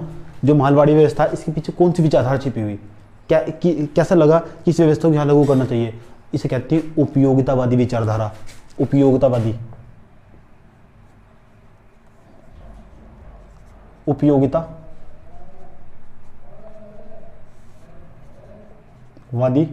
विचारधारा। और जो उपयोगितावादी विचारधारा हो ना, अब आप समझोगे इसमें होता क्या, एक टैक्स के उपयोगितावादी, उपयोग करना, उपयोग मत समझते, उपयोगितावादी विचारधारा का गांव के मुखिया के पास जाना, लंबरदार के पास जाना, महल के पास जाना, है नहीं। एक पूरी बस्ती जो होगी उसका एक सरपंच होगा, सरपंच मतलब मुखिया होगा या लंबरदार बोलते हैं। जैसे हमारे गाँव में भी था कि नंबरदार, उनका स्कूल था एक, समझे। तो इस तरह तो लंबरदार आपने सुना होगा, लंबरदार ये बड़े आदमी, गांव के बड़े आदमी हुआ करते थे कभी किसी जमाने में, इन्हें तो बोलते हैं नंबरदार। वो नंबरदार नहीं, लंबरदार हो, लंबरदार। तो लंबरदार होते थे वे लंबरदार। तो उन तो जिस तरह टैक्स वसूला जाता था, ऐसी विचारधारा को हम उपयोगितावादी विचारधारा कहते हैं। और ये विचारधारा जो दी थी बेंथम और मिल ने दी थी, बेंथम और मिल इसके जनक माने जाते हैं। और भारत में भी नहीं लागू किया था इस विचार, भारत में उन्होंने लागू किया था जो हमने बताया था आपकी, वो मैकेंजी, बेंथम और मिल। समझ गए होंगे आप। छठा पॉइंट, इसके 7 पॉइंट, 6 पॉइंट इसके हुए। मुझे ऐसा लगा कि बहुत हुआ, बहुत नहीं हुआ, अभी और पढ़ने की जरूरत है। जब हम कोई चीज़ पढ़ते हैं ना, कोई भी व्यवस्था लेकर आते हैं, कोई भी अरेंजमेंट करते हैं, आपने शादी कर दी, शादी करने के प्रॉफिट होंगे या लाभ होंगे, कुछ प्रॉफिट होंगे कुछ लाभ होंगे, कुछ प्रॉफिट होंगे कुछ लाभ होंगे। या आपने एक काम किया, आपने कोई व्यवस्था अपनाई, यानी अरेंजमेंट किया आपने, कुछ भी कोई नीति, जैसे सरकार ने, चलो कोई सरकार ने एक योजना बनाई, हर घर जल योजना बनाई। या इस योजना के तहत क्या होने वाला कि पूरे गांव घर घर तक वो पानी जल पहुंचाना, पाइपलाइन के द्वारा, सीवर पाइपलाइन के द्वारा जल पहुंचाना। इस योजना का लाभ क्या होगा, हानि क्या होगी, है नहीं। अब आप सोचेंगे इसका तो लाभ ही लाभ होगा, हानि क्या होगी। हानि यहाँ होगी जब रास्ता खराब नहीं होगा, जब रास्ता खराब होगा तो लोग रोड पर जाम नहीं लगने वाला, इतना तो हर चीज़ के पॉजिटिव और नेगेटिव साइड दोनों हों, समझे।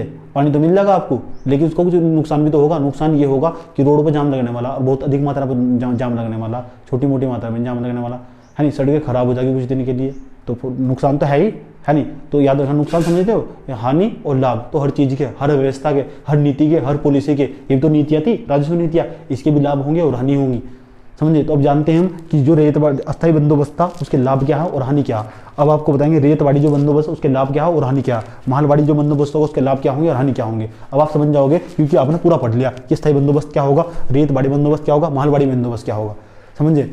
तो जानते हैं, रिवीजन करना कम से कम 3 बार दिन में, जब इसे कभी रिव्यू नहीं, फिर अगर दिन में 3 बार रिवीजन करोगे, आज यही पढ़ना है, समझ लो बस। और क्या, अब आप नीचे हेडिंग बनाना चाहिए, पेज बहुत बड़ा होना चाहिए आपका, पेज 2 पेज का होना चाहिए, काफ़ी 2 पेज की होनी चाहिए पूरी। उसमें रेतबाड़ी कौन सा था, अस्थायी बंदोबस्त, रेतबाड़ी और महलबाड़ी, तीनों के जो 6 पॉइंट इधर, 7 पॉइंट इधर, 6 ये पॉइंट लिखते चले जाना। अब क्या करना आपको, नीचे ही कापी में, आपके पास जगह ना हो तो आगे चले जाना, समझिए। इसमें इस तरह लिखना, रेतबाड़ी बंदोबस्त होगा, रेतबाड़ी बंदोबस्त यहाँ लिखो, अस्थायी बंदोबस्त के लाभ, अस्थायी बंदोबस्त के लाभ, एक तरफ इस तरह तीर का चिन्ह खींच के एक तरफ लाभ, और एक तरफ इस तरह तीर चिन्ह खींच के एक तरफ हानि। किसके क्या लाभ होंगे, क्या हानि होगी इसके। अच्छा, लाभ किससे हुआ, अस्थायी बंदोबस्त का लाभ हुआ, क्या भारतीयों को कोई लाभ हुआ, तो आप कहोगे नहीं, हुआ ही नहीं। तो फिर लाभ किससे हुआ, ब्रिटिश कंपनी को क्या लाभ हुआ, आइए जानते हैं। टैक्स वसूल लगाया अधिक मात्रा में, पहले तो ये लाभ होगा। आप खुद ही सोचो इसका लाभ क्या हुआ, सभी का, जितने भी बंदोबस्त हो सबका लाभ होगा, अधिक कर लिया गया, सब कोई सा भी देख लो, रेतबाड़ी बंदोबस्त हो, महलबाड़ी बंदोबस्त हो, सबका एक ही काम है, क्या, अधिक कर वसूलना, अधिक लगान लेना। जब भी तो पिक्चर बनाई गई आमिर खान की लगान, आज देखियो घर जाकर, है नहीं, पढ़ने के पश्चात देखियो लगान पिक्चर, बड़ी इंटरेस्टिंग स्टोरी उसकी, समझ गए। तब देखना पूरा जो मैंने पढ़ा है, रेतबाड़ी महलबाड़ी और अस्थायी बंदोबस्त पूरा समझ में आ जाएगा अगर लगान पिक्चर देख ली। फिल्मी बन जाओगे मेरे साथ, फिल्मी। और क्या, लाभ हानि, आइए जानते हैं इसके लाभ क्या, हानि क्या होगी, लाभ और हानि क्या होगी। कौन सा, अस्थायी बंदोबस्त, अस्थायी बंदोबस्त, इसके लाभ इस तरह, लाभ और हानि जानते हो, लाभ क्या होंगे। पहला पॉइंट, लाभ के अंदर लाभ देखो, जो ईस्ट इंडिया कंपनी थी ना, उसने अधिक मात्रा में कर वसूला, तो उसका तो लाभ ही हुआ। आप लिख सकते हैं ईस्ट इंडिया कंपनी के द्वारा अधिक मात्रा में टैक्स वसूला गया। याद रखना, जितने बच्चे होंगे ना, जॉब क्यों नहीं लगती, अब आप पढ़ रहे होंगे ना लगातार, तो आपका कॉन्फिडेंस चरम पर चला जाएगा मेरे साथ, क्योंकि आप लिख कर पढ़ रहे हैं मेरे साथ। जितने भी ऑब्जेक्टिव पढ़ने वाले बच्चे होंगे ना, अधिकांश जो तैयारी कर रहे हैं जॉब की, वे कभी भी लिख कर नहीं पढ़ते, और उनका दिमाग हमेशा तुक्के पर काम करता होगा, 4 ऑप्शन में होता, आपका तुक्का भी सही जाने वाला।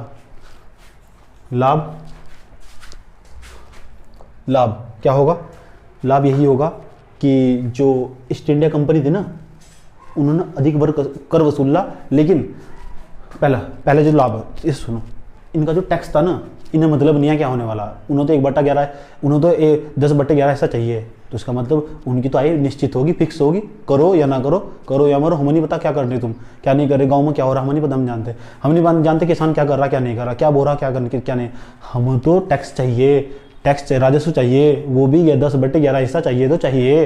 रेत अस्थायी बंदोबस्त का लाभ हुआ, किसे लाभ हुआ, ईस्ट इंडिया कंपनी को, कि जो टैक्स था ना, जो राजस्व कर था, वो निश्चित कर दिया गया, फिक्स कर दिया गया। आप लिख सकते हैं लाभ के अंदर, जो कर था निश्चित होगा, या लगान निश्चित होगा। लगान जब तो कह रहा आमिर खान के पिक्चर देखो, लगान, कर निश्चित, या आय निश्चित कह सकते हैं, आय निश्चित। किसकी आय निश्चित, भारतीयों की नहीं भाई, भारतीयों की आय नहीं निश्चित हुई, आय निश्चित हुई किसकी? ईस्ट इंडिया कंपनी के अधिकारियों की। ईस्ट इंडिया कंपनी का अधिकारी इस टाइम कौन था? गवर्नर। वो गवर्नर जनरल नहीं आया था, मैंने मुंह से निकल जाता, गवर्नर वो था कॉर्नवालिस, ये सिर्फ गवर्नर था, समझिए, याद रखना। आय निश्चित होगी किसकी? किसकी आय निश्चित होगी? ईस्ट इंडिया कंपनी के अधिकारियों की जो आय थी वो निश्चित हुई। और क्या? अब यूँ तो है नहीं कि जब जबरदस्ती कर वसूलना, जो वसूलने का दायित्व था ना, दायित्व था, जिम्मेदारी थी, वो खत्म हो गई उनकी। उन्होंने तो सीधा जाना किसके? जाना भी नहीं उन्होंने, तो सीधा जो जमींदार होगा खाते में जाकर जमा कर जाएगा ईस्ट इंडिया कंपनी के, बस ये काम होता था इनका। तो आप ऐसे कह सकते हैं जो दूसरा लाभ हुआ, वसूली दायित्व नहीं है, वसूली दायित्व, इनका दायित्व नहीं है कि ये वसूली करेंगे जाके सीधा, वसूली दायित्व नहीं है। अब दायित्व किसका रहेगा? जमींदार का। नंबर तीन क्या? वसूली दायित्व नहीं। नंबर 3 क्या लाभ हुआ? और बताओ क्या लाभ हुआ? उन्हें कोई मतलब नहीं है कि कृषि के विकास की कोई अपेक्षा नहीं थी। लाभ हो या हानि, उन्हें कोई मतलब नहीं है, टैक्स कुछ भी हो रहा है कि टैक्स दो बस। कृषि, आप थर्ड पॉइंट लिख सकते हैं लाभ के अंदर, ऐसे लिख सकते हैं, कृषि के विकास की अपेक्षा नहीं की गई। कृषि के विकास की अपेक्षा नहीं, कृषि के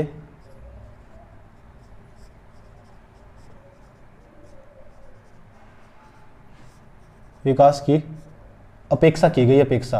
और ऐसा हुआ नहीं, उन्होंने सोचा कि ऐसा करने से क्या होगा कि जो कृषि होगी ना उसकी उपज बढ़ेगी, है ना। कृषि के विकास की अपेक्षा की गई, ऐसा हुआ नहीं। लेकिन और क्या?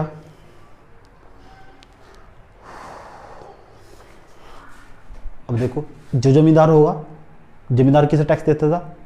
कंपनी को, यानी ब्रिटिश को। तो जमींदार और जो कृषक, जो जमींदार होगा, तो जो जमींदार होगा और आपको दिखाई देगा, जमींदार के बाद कौन दिखाई देगा? ईस्ट इंडिया कंपनी के अधिकारी, ब्रिटिश, उनके बीच में तो अच्छा संपर्क होगा, यानी भी तो उनके साथ मिलेंगे, है नहीं, और उनका मतलब मेन मिलन होगा। अब ये बताओ, तो उनके तो वहाँ जानने वाले होंगे भारत के अंदर। अब उन्हें क्या प्रॉब्लम होगी? ईस्ट इंडिया कंपनी को क्या प्रॉब्लम होगी? तो जमींदारों का और लाभ हुआ नहीं, उन्हें लाभ नहीं हुआ, क्योंकि उनके जानने वाले होंगे यहाँ कौन? जमींदारों का और ब्रिटिशों का आपस में संपर्क हुआ, यानी आपस संपर्क होना तो क्या होगा? उनके खुद के अधिकारी, उनके जो खुद के अधिकारी होंगे, तो जमींदारों को तो कुछ कहने वाले नहीं है। लेकिन आपको बताऊं, जो जमींदार है नहीं, जब 1857 का विद्रोह होगा, ये जमींदार है नहीं, ईस्ट इंडिया कंपनी को छोड़ एक तरफ साइड में हटेंगे और जहाँ 1857 के विद्रोह में जाकर जा पहुंचेंगे। तो ये भी बात याद रखना,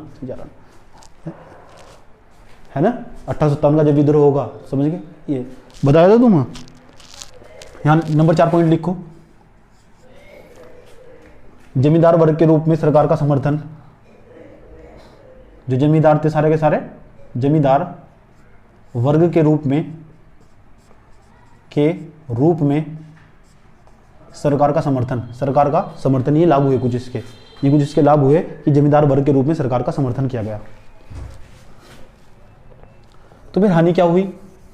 है नहीं, जो स्थायी बंदोबस्त पढ़ रहे हैं आप मेरे साथ, अस्थायी बंदोबस्त में हानि क्या हुई? हानि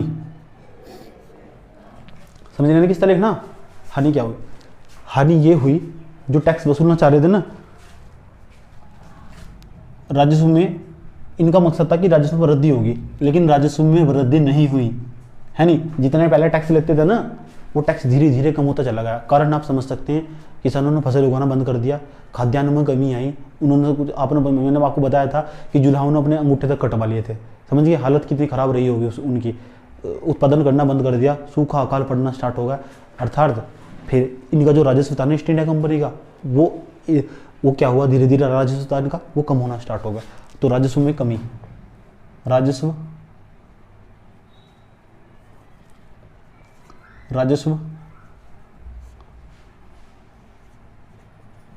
में कमी, यानी कह सकते, अगर आप इसे यूँ कह सकते राजस्व में कमी, तो ऐसा कह सकते राजस्व में वृद्धि नहीं हुई, इसका ये तो मतलब है। तो फिर वृद्धि नहीं हुई तो क्या हुई? फिर कमी हुई, यही तो मतलब है। यही तो हिस्ट्री का तरीका पढ़ने का, कि आप ये नहीं हुआ तो ये हुआ, उसका जब आप पढ़ोगे ना तो 1000 फैक्ट निकल आएंगे। और किसी भी चीज के बारे में चिंतन करना बहुत ज्यादा जरूरी होगा। राजस्व में कमी, दूसरा और क्या, और क्या, और क्या, आप बताओ क्या हानि हुई। चलो ये बताओ भारतीयों के लिए क्या हानि हुई। भारतीयों के लिए लगान अधिक था। भारतीयों के लिए, भारतीयों के लिए लगान अधिक था। नंबर 3,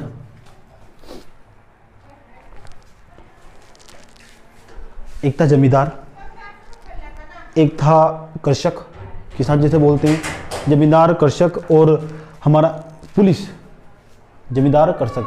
अब देखो जो जो जमींदार होगा, कृषक, कृषक किसके पास जाएगा, जो कृषक होगा किसके पास जाएगा अगर उसका शोषण होना स्टार्ट होगा, तो पुलिस के। और जो जमींदार होगा, कृषक का काम था कि उसको टैक्स ना देना, जो कृषक का जो काम था कि जमींदार को टैक्स देना, और जमींदार ने अगर टैक्स, जमींदार को अगर टैक्स नहीं दिया गया तो जो फिर क्या करता था, उसका जमीन का टुकड़ा हड़प लेता था, पूरी जिंदगी गुलामगिरी करता था। तो जो जमींदार था ना, जमींदार और कृषक दोनों पुलिस व्यवस्था और न्यायपालिका में दुरुस्त हो गए, उनका दुष्चक्र का परिणाम बन गए हैं, समझे। उसमें कोर्ट मुकदमे न्यायपालिका इसमें उलझ के चले आए, इसमें इसका बहुत बुरा इफेक्ट पड़ा है इन पर, समझ गए बाद में जाकर। तो फिर तुम देखोगे अब जो पुलिस न्यायपालिका हो किसकी सुनो, जो न्यायपालिका होगी, जो पुलिस प्रशासन हो किसकी सुनोगा। अब जमींदार की सुनो, जमींदार की बात सही है, और कृषक की सुनो, कृषक की बात सही है। तो दोनों में से किसकी सुनने वाला हो, तो दोनों में से किसकी सुनने वाला, तो इस दुष्चक्र में फंस जाएंगे। और बाद में जाकर देखोगे आप, और कोई मतलब नहीं रहने का इन अलग अलग क्षेत्र में, पूरे भारत के अलग अलग क्षेत्र के अंदर, चाहे बंगाल, मद्रास, दक्षिण भारत, उत्तर भारत, कहीं भी अलग अलग क्षेत्र के अंदर आपको छोटे छोटे विद्रोह दिखाई देंगे, बहुत छोटे छोटे विद्रोह दिखाई देंगे। बड़े स्तर पर नहीं, छोटे क्षेत्र पर। विद्रोह की खास बात हो वो छोटा हो विद्रोह, अब बड़े की खास जो विद्रोह हो ना वो बहुत छोटी मात्रा में दिखाई दे, और जो आंदोलन हो वो एक बड़े क्षेत्र पर दिखाई देगा आपको, है नहीं। जो आंदोलन होगा वो बड़े क्षेत्र पर, उस आंदोलन हमेशा पूरे भारत के अंदर होगा, और जो विद्रोह होगा वो बहुत छोटे क्षेत्र में होगा। तो विद्रोह और आंदोलन में फर्क दिखाई देगा आपको। और जो विद्रोह एक बड़ा एक जो बहुत बड़ा विद्रोह हो जाए ना, बड़ा विद्रोह हो जाए, वो बड़ा विद्रोह आंदोलन का रूप ले लो। लेकिन 1857 का विद्रोह कहते हैं, उसे आंदोलन नहीं कह सकते आप, इसलिए इसे एक संज्ञा दी गई 1857 का स्वतंत्रता संग्राम। मैंने कहा था नहीं, मैं आपको पढ़ागा ना 1857 के संग्राम की नींव रख रहा हूँ, समझ गए। कल ना जब हम पढ़ेंगे तो बच्चों, कल हम जो पढ़ेंगे तो याद रखना, कल विद्रोह होने वाले छोटे छोटे विद्रोह, जनजातीय विद्रोह, इनमें सबसे ज़्यादा जो छोटी छोटी जनजाति होगी ना, उनकी संस्कृति के साथ खिलवाड़ किया अंग्रेजों ने, उन्होंने विद्रोह करना स्टार्ट कर दिया, समझे। तो वे विद्रोह धीरे धीरे एक बड़े आंदोलन का रूप ले लेंगे, बड़े विद्रोह का रूप ले लेंगे। वो विद्रोह कौन सा, बार बार जिक्र करना चाहिए, कौन सा, 1857 का विद्रोह। अब आपके दिमाग में एक छवि बस गई होगी, यार ये 1857 का विद्रोह पता नहीं कब आएगा। आएगा, 1 मिनट रुकिए, 1 मिनट क्या, अभी कुछ दिन रुकिए। अच्छा चलिए, और क्या हानि थी इसकी, तो एक हानि और लिख लो, 3 पॉइंट लिख लो हानि में। तीसरा पॉइंट हानि के अंदर, जमींदार, सरकार और पुलिस एवं न्याय व्यवस्था के दुष्चक्र में फंस गया। जमींदार हुआ, और कौन है, साहूकार हुआ, साहूकार, और कौन होगा आपको, पुलिस, कृषक भी लिख दो, कृषक, और कौन होगा, बस न्याय व्यवस्था के दुष्चक्र में फंस गया। न्याय व्यवस्था के दुष्चक्र में, दुष्चक्र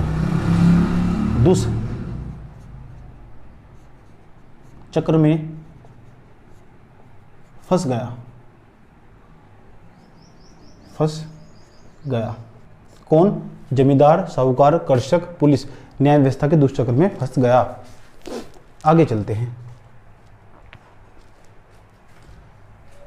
अब आपको क्या करना, आपको बताना, खुद सोचना, जो रेतबाड़ी बंदोबस्त होगा उसके क्या लाभ होंगे, और जो रेतबाड़ी बंदोबस्त उसकी क्या हानियां होंगी, है नहीं। और जो पुलिस वाला मैंने बताया ना, पुलिस, साहूकार, कृषक और न्याय व्यवस्था के दुष्चक्र में फंस गया, ये तीनों के अंदर आपको ये पॉइंट दिखाई देगा हानियों के अंदर, है नहीं।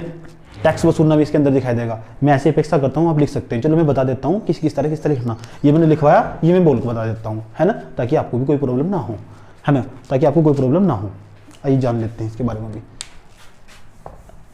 तो इस तरह अब इसके अंदर नंबर कितने पॉइंट हुए थे, इसके अंदर 7, इसके अंदर 8 पॉइंट्स आए, इसके अंदर 8 7वां पॉइंट लिखिए, रेत बाड़ी बंदोबस्त की लाभ, रेत बाड़ी बंदोबस्त इधर लाभ इधर हानियां। लाभ के अंदर लाभ क्या हुआ, सरकार समय समय पर राजस्व में वृद्धि कर सकती थी। अभी ये बताओ किसान सीधा जब टैक्स किसान से ले जा रहा, जमींदार तो थोड़ा ही लिया जा रहा, किसान तो सरकार को लाभ ये हुआ जब चाह सरकार टैक्स बढ़ा सकती, जब चाह टैक्स घटा सकती थी। तो आप लाभ में लिखेंगे नंबर 1, सरकार समय समय पर टैक्स में वृद्धि या राजस्व में वृद्धि कर सकती थी समय समय पर, पहला पॉइंट। और दूसरा पॉइंट क्या, जो बिचौलिया पद्धति ना, बिचौलिया पद्धति आप समझते हो किसान का, और जो आप ऐसे कह सकते हैं, देखो दूसरा लाभ सुनो, बिचौलिया पद्धति को समाप्त कर दिया गया। बिचौलिया पद्धति समझ गए आप कौन सी, बिचौलिया पद्धति का ये मतलब होगा कि जो जमींदार वर्ग था ना उसे समाप्त कर दिया गया, सीधा जो कृषक था और ब्रिटिश ये दोनों आमने सामने आए। कौन सी व्यवस्था में, रेत बाड़ी बंदोबस्त के अंदर ये दोनों सामने आए। चलिए लाभ हुए नहीं हुए, आप ऐसे कह सकते हैं। नंबर 2 पॉइंट बोली तो बिचौलिया पद्धति समाप्त हुई। नंबर 3 पॉइंट पर आप लिख सकते हैं, आप कृषकों का और ब्रिटिशों का सीधा संपर्क हुआ, ऐसे लिख सकते हैं। कृषकों और ब्रिटिशों का सीधा संबंध था। अब कोई दिक्कत तो नहीं है। हानियां क्या, कर अधिकता है नहीं, पुलिस न्याय प्रशासन और पुलिस होगी और हमारे जमींदार होगा, साहूकार होगा, कृषक होगा, इनका जो ये न्यायपालिका के दुष्ट चक्र में फंसते चले गए। चलिए और क्या,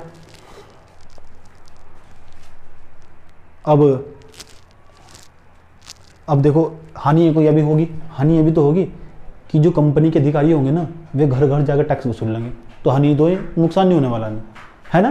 तो आप समझ रहे हो ना, घर घर जाकर टैक्स वसूलने में ज़्यादा नुकसान होने वाला, पहले भी जमींदार के यहाँ जाते थे। तो इस व्यवस्था के अंदर ये समस्या खड़ी होने वाली, इसलिए तो कौन सी व्यवस्था लाई गई थी, महलवाड़ी व्यवस्था। महलवाड़ी व्यवस्था में टैक्स किस लिए आता था, जो हमारा मुखिया होता था, मुखिया या आप ऐसे कह सकते हैं महल होता था, लंबरदार जैसे बोलते थे, उससे टैक्स लिया जाता था, है ना, वो उससे टैक्स लिया जाता था। इस तरह इसके लाभ, इस तरह इसकी हानियाँ।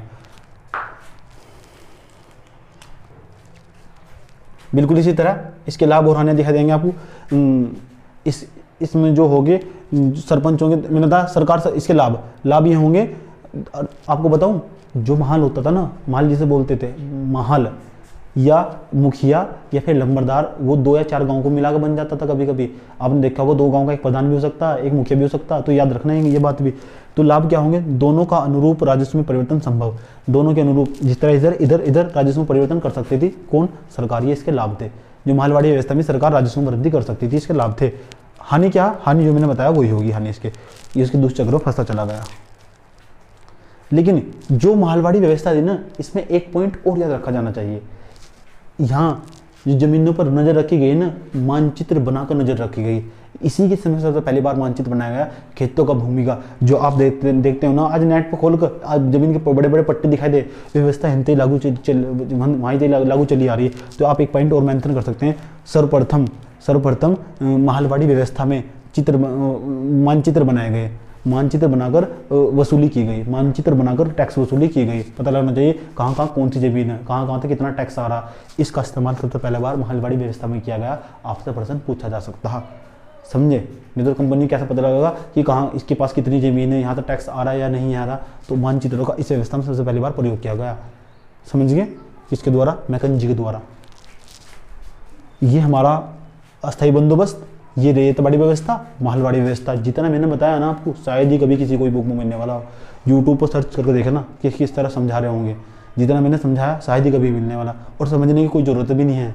अब हम क्या पढ़ने वाले, जो आपने पढ़ा ना इसका इम्प्लीमेंट देखते हैं। चलो याद क्या करना, समझा, याद क्या करना। पहली बात, जो अस्थायी बंदोबस्त है उसे किस किस नाम से जाना जा, वो इस्तेमारी, इस्तेदारी बोल रहे, जमींदारी, रिश्तेदारी नहीं, इस्तेदारी, जमींदारी, मालगुजारी, जागीरदारी, इसके नाम है। स्थायी बंदोबस्त ये कहते हैं। किन्हें लागू करी, कॉर्नवालिस ने।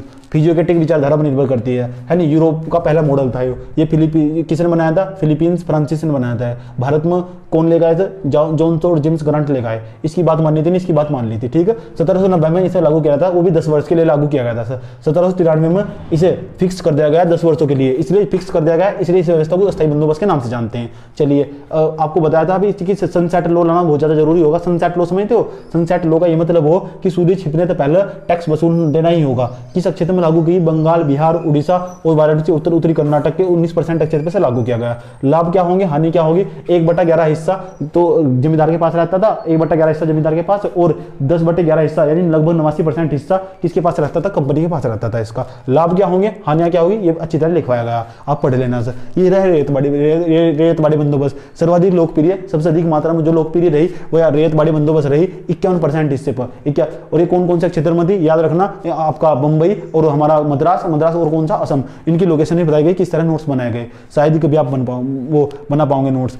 किस सिद्धांत पर आधारित है? भूमि किराए सिद्धांत पर आधारित है। कौन सी व्यवस्था? रेतबाड़ी बंदोबस्त व्यवस्था भूमि किराए सिद्धांत पर आधारित है। तेज तो नहीं हो रहा? तेज हो रहा, कोई बात नहीं, अच्छी बात है, क्योंकि रीजन करा रहा हूं, ठीक है। उसके बाद महलबाड़ी व्यवस्था, जो रेतबाड़ी व्यवस्था 51%, सबसे अधिक क्षेत्र पर जहां कंपनी का अधिकार था, जहां ब्रिटिशों का प्रभुत्व था, उस क्षेत्र के लगभग 51% हिस्से पर यह व्यवस्था लागू की गई। प्रश्न पूछा गया, अभी प्रश्नों का जिक्र करूंगा, 2% बताऊंगा यूपीएससी में आए हुए अलग अलग सन के अंदर, आप कॉपी में नोट में मेंशन भी करोगे, पता होना चाहिए। कोई आपके नोट्स उठा के ले दे हिस्ट्री के नोट्स, सब्जेक्टिव भी, ऑब्जेक्टिव भी, यूपीएससी के प्रश्न भी, है नहीं, मैप भी, सब देख समझे, पता होना चाहिए तो हम किस तरह पढ़ते हैं तुम। महलबाड़ी व्यवस्था, कौन सी व्यवस्था? महलबाड़ी। कहीं कुछ जानने की जरूरत नहीं है, ना कोई पीछे सालों के पेपर देखने की जरूरत है, ना कुछ देखने की जरूरत नहीं है, कॉपी देखो बस प्यार के साथ, इतना मैं मेहनत कर रहा हूं ना आपके लिए। महलबाड़ी व्यवस्था कौन सी? महलबाड़ी व्यवस्था कहाँ कौन से क्षेत्र में? महलबाड़ी उत्तर प्रदेश, मध्य प्रदेश, पंजाब के अंदर 1822 ईस्वी में। 33 लिखा हुआ, टेंशन लेने की जरूरत नहीं है, ठीक है नहीं। 30% हिस्से पर लगभग, जहां ब्रिटिशों का प्रभुत्व था, जितने क्षेत्र ब्रिटिशों का अधिकार था ना, उसके लगभग 30% हिस्से पर इस व्यवस्था को लागू किया गया। होल्ट मैकेंजी के द्वारा इसे लागू किया गया था। चलिए, यह उपयोगितावादी सिद्धांत विचारधारा पर आधारित लिखवाया गया सब अभी। उसके बाद महलबाड़ी किसे कहते थे? महलबाड़ी हमने बताया 2-4 गांव का एक मुखिया होता था, यानी वो मिलकर जो कंपनी को टैक्स देता था उसे बोलते थे महलबाड़ी व्यवस्था। चलिए कहानी में अगर चलते हैं, हमने बताया इस महलबाड़ी व्यवस्था के अंतर्गत सबसे पहली बार ही मानचित्रों का प्रयोग किया गया था, समझ गए, ताकि देखा जा सके कि कहाँ किस क्षेत्र से टैक्स वसूला जा रहा है, कहाँ कितने पट्टे भी कटे हुए थे, छोटे छोटे पट्टे भी कटे हुए थे, समझ गए। और टैक्स के लेने की प्रकृति भी अलग थी कि किस तरह टैक्स लिया जाएगा, कि प्रकृति इस तरह थी कि जो हमारा फसल किस तरह की उपज उत्पन्न हो रही है नहीं, कृषि का वाणिज्यीकरण कर दिया गया। जो चीज उगाने की उगा नहीं रहे, रेशम, कपास, इस तरह की फसलें उगाई जा रही थी, खाद्यान्न फसलों को उगाना बंद कर दिया था, कृषि का वाणिज्यीकरण होगा था 19वीं सदी में। 19वीं सदी समझते हो, सन 1800 लेकर 1899 तक का समय 19वीं सदी कहलाता। चलिए, अब आप देखा, अब आप ये बताओ, इस तरह की व्यवस्था, इस तरह की नीतियां, विनाश किसका हुआ? आप यूं बताओ, विनाश किसका हुआ? इस तरह पढ़ने के पश्चात आप क्या सीखे, विनाश किसका हुआ? तो आप कहोगे विनाश हुआ कृषकों का। प्रभाव किस पर पड़ा? तो आप कहोगे कृषकों पर प्रभाव पड़ा। तो यूपीएससी हंते उठाया और क्वेश्चन पूछ लिया। आइए क्वेश्चनों की चर्चा कर देता हूँ। पहले क्वेश्चनों की चर्चा करता हूँ, किसकी? यूपीएससी के आए हुए मेंस पेपर। कौन से पेपर में आते हैं? यूपीएससी के 4 पेपर होंगे, जो बड़े पेपर हो। जो दूसरा जो आपका पेपर होगा ना, पहला पेपर होगा, उसमें मॉडर्न हिस्ट्री और भूगोल और इंटरनल सिक्योरिटी, आंतरिक सुरक्षा जैसे बोलते हैं, इस तरह के जो सिलेबस होंगे, उसमें एक हिस्ट्री का सेक्शन है जो बहुत लंबा सेक्शन है। उसके अंदर जो पर्सन आया, उस पर्सन इस टॉपिक से जो पर्सन आया उनकी चर्चाएं कर देता हूँ। वे पर्सन आपको लिख कर लेकर आने होंगे और मुझे उनको व्हाट्सअप करने होंगे। मैं सब बच्चों को चेक करूंगा और कल बोलूँगा किसने अच्छा पर्सन लिखा, नहीं लिखा तो फिर डांटूंगा तुम्हें। आप भी चेक करूंगा आपकी। हटा दो सर, लिख लिया होगा। स्क्रीनशॉट चाहे तो ले सकते हैं आप, स्क्रीनशॉट चाहे तो ले सकते हैं, कुछ दिख रहा हो तो, नहीं तो मैंने सब समझाया आपको। पर्सनों की चर्चाएं करते हैं। पर्सन कौन कौन से हैं? पहले बात करेंगे सब्जेक्टिव पर्सन की, उसके बाद देंगे ऑब्जेक्टिव, है नहीं। ऑब्जेक्टिव देंगे आपको घर काम करने के लिए। आंसर कमेंट बॉक्स में बताइएगा, टाइम लगे तो आपका।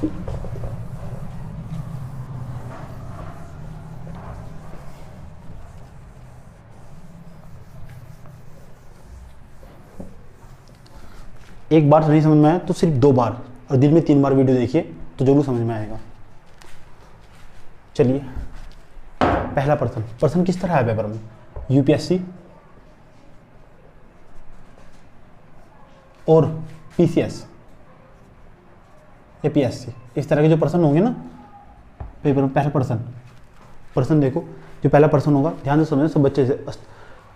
पहला पर्सन लिखना सब बच्चे। पहला पर्सन, अस्थायी बंदोबस्त के गुण व दोषों की चर्चा कीजिए। याद रखना, अस्थायी बंदोबस्त के गुण व दोषों की चर्चा कीजिए। पहला पर्सन लिखो सब बच्चे, अस्थायी बंदोबस्त। क्वेश्चन नंबर फर्स्ट लिख के लेकर आना घर से, क्वेश्चन नंबर, आंसर राइटिंग भी स्टार्ट कर दिया हूँ।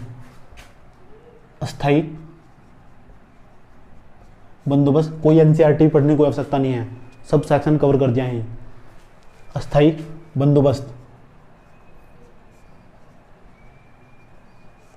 के गुण, कुछ गुण होंगे इसके, गुण मतलब लाभ। अस्थाई बंदोबस्त के गुण, अस्थाई बंदोबस्त के गुण व दोषों की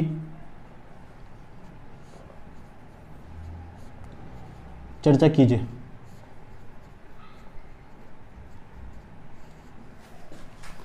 रुकिए,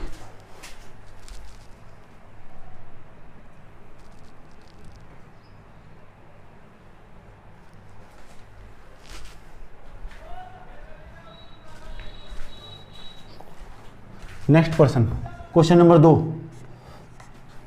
क्वेश्चन नंबर 2 लिखिए, अस्थाई बंदोबस्त को लागू करने के लिए, अगला क्वेश्चन, अस्थाई बंदोबस्त को लागू करने के लिए प्रेरक तत्वों की चर्चा कीजिए।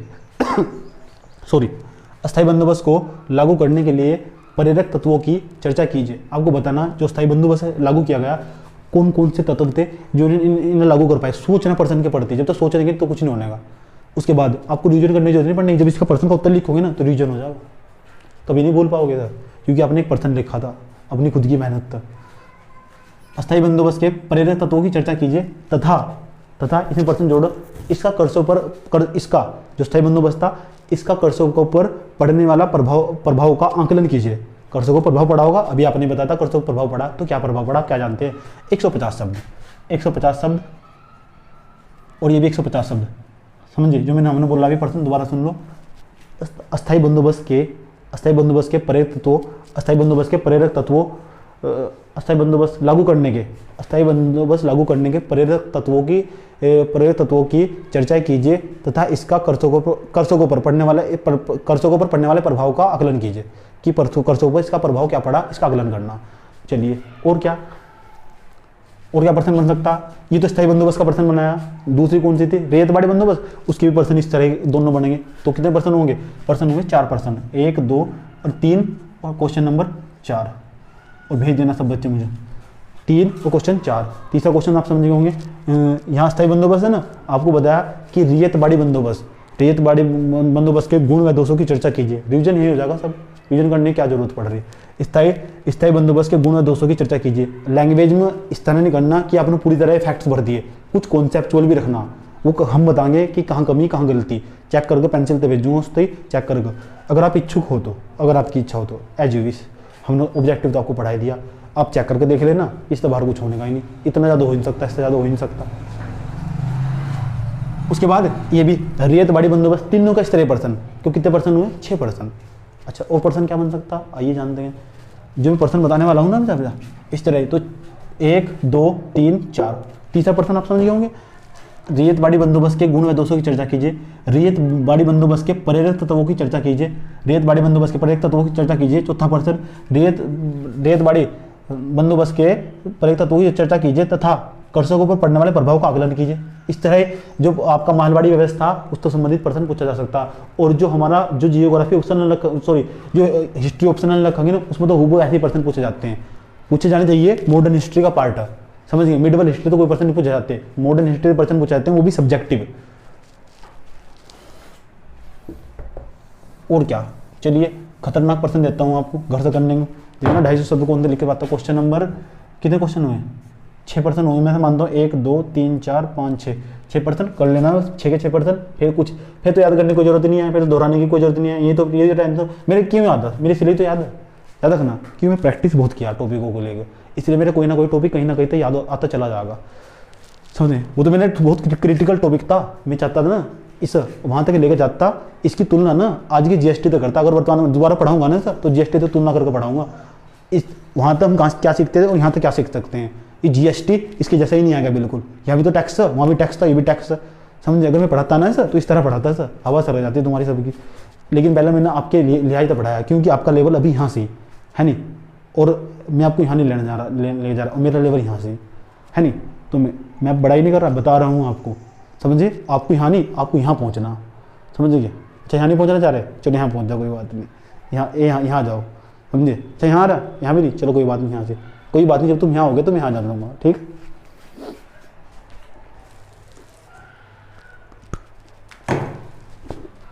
और क्या, सबसे महत्वपूर्ण पर्सन आइए जानते हैं,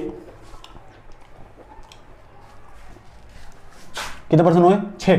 7वां पर्सन ईस्ट इंडिया कंपनी, जानते हो East India Company? East India Company, person लिखो, East India Company. East India Company के अंतर्गत, ईस्ट इंडिया कंपनी के अंतर्गत राजस्व नीतियों के विकास एवं समाज पर पड़ने वाले प्रभाव का आकलन कीजिए। विकास एवं समाज पर पड़ने वाले, ईस्ट इंडिया कंपनी के अंतर्गत राजस्व नीतियों के विकास एवं समाज पर पड़ने वाले प्रभाव का आकलन कीजिए। क्वेश्चन 250 शब्दों में लिख कर लेकर आना है। 250 शब्द देखो कहाँ से लेकर आते हैं, है नहीं? क्या डाटा भर सकते हैं हम इस तरह, किस तरह क्यों कॉन्सेप्चुअल, गलत सलट टूटा फूटा जैसे वो लिखो, कोशिश तो करो।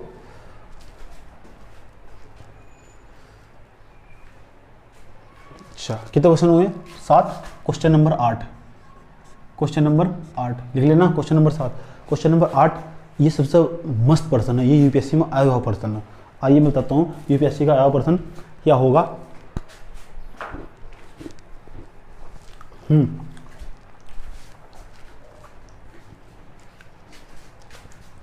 ब्रिटिशों ने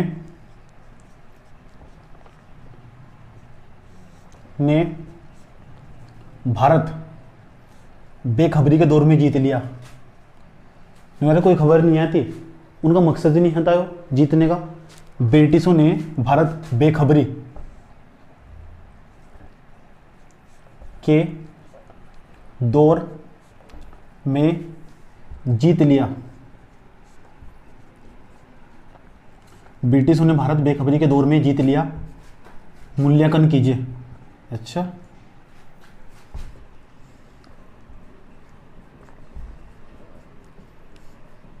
250 शब्द ज़्यादा लग रहे, 250 शब्द कोई बात नहीं, आधे घंटे में लिखे जा रहे तो लिखना, कोई प्रॉब्लम नहीं होनी चाहिए। कल को लिखवा सकता हूँ मैं, पर्सन को टाइम लगा ना तो लिखाऊंगा, जाते जाते स्टार्टिंग में लिखाऊंगा कि ब्रिटिशों ने भारत बेखबरी के दौर में जीत लिया। एक बार प्रैक्टिस करनी है, एक बार नहीं प्रैक्टिस करनी। इकोनॉमिक्स नहीं आया, ठीक है ना, हिस्ट्री ये चाहती है कि तुम एक बार प्रैक्टिस करो। फिर रियत बाड़ी बंदोबस्त, चाहे कोई सा भी बंदोबस्त हो, कोई प्रॉब्लम नहीं होगी कभी भी। आपकी यही समस्या, आप चीज़ को पढ़ लेते, किताब उठा के बस पढ़ रहे बस, सिर्फ उसका इम्प्लीमेंट होना बहुत ज़्यादा ज़रूरी होगा। जब तक इम्प्लीमेंट नहीं करोगे तो कुछ नहीं होने वाला। कितने पर्सन हुए? 8%। आप समझ गए होंगे कि मैं कितनी मेहनत कर रहा हूँ आपके लिए, रात दिन लगाऊँ मैं आपके लिए, समझ गए? बड़ी मेहनत करनी पड़ा, सही चलना है ना, समझ में आया? तो मेरे सभी बच्चों से अनुरोध है कि आप बताना मैं कैसा पढ़ा रहा हूँ, कैसा नहीं पढ़ा रहा हूँ, कितना बेस्ट और मैं से कितना अच्छा कर सकता हूँ और कितना अच्छा नहीं कर सकता हूँ, अच्छा पढ़ाया या नहीं पढ़ाया, समझे? तो पता ही नहीं चलने का क्या पढ़ा रहा हूँ। इससे बढ़िया मैं घर बैठ कर खुद पढ़ना स्टार्ट कर दूँ, है ना? पता लग जाए कि फिर बच्चे हाँ यार पढ़ाना चाहिए। 2-4 बच्चे आए मेरे पास जो ऑफलाइन पढ़ रहे होंगे, है नहीं, लेकिन वो कमेंट नहीं कर पाते, तो उन्हें पता नहीं रहता, तो पता नहीं रहता, नहीं कह रहे कि सब समझ में आया, तो मेरा कॉन्फिडेंस बढ़ा कि पढ़ाना चाहिए, हाँ यार पढ़ाना चाहिए, अच्छा पढ़ा रहा हूँ ना। इस तरह ही होती है पढ़ाई। कहानियों तो सिर्फ जो कहानियाँ सुनते होंगे ना यूट्यूब पर ऑन करके प्ले करके, फिर इधर को सुनते हैं और इधर को निकाल देते हैं। बाबू उनसे क्वेश्चन नहीं होते, समझे? आपकी जानकारी के लिए बताऊँ, उनसे क्वेश्चन नहीं होते। क्वेश्चन यहाँ से होंगे जो हम बताएंगे, सब्जेक्टिव भी और ऑब्जेक्टिव भी। समझ में आया? इतने ही डेप्थ में शायद ही फिर कभी पढ़ पाओ, है नहीं? और हाँ, आपके लिए ऑफर है बस, ये 2 महीने तक वीडियो यूट्यूब पर रहेंगे। यूट्यूब पे बस 2 महीने के बाद वीडियो हटा दिए जाएंगे सारे, इसलिए बार रिविजन करते रहो बस। 2 महीने तक की वीडियो यूट्यूब पर रहेंगे, कौन सा, जून तक रहेंगे बस वीडियो यूट्यूब पर, उसके बाद हटा दिए जाएंगे सारी वीडियो।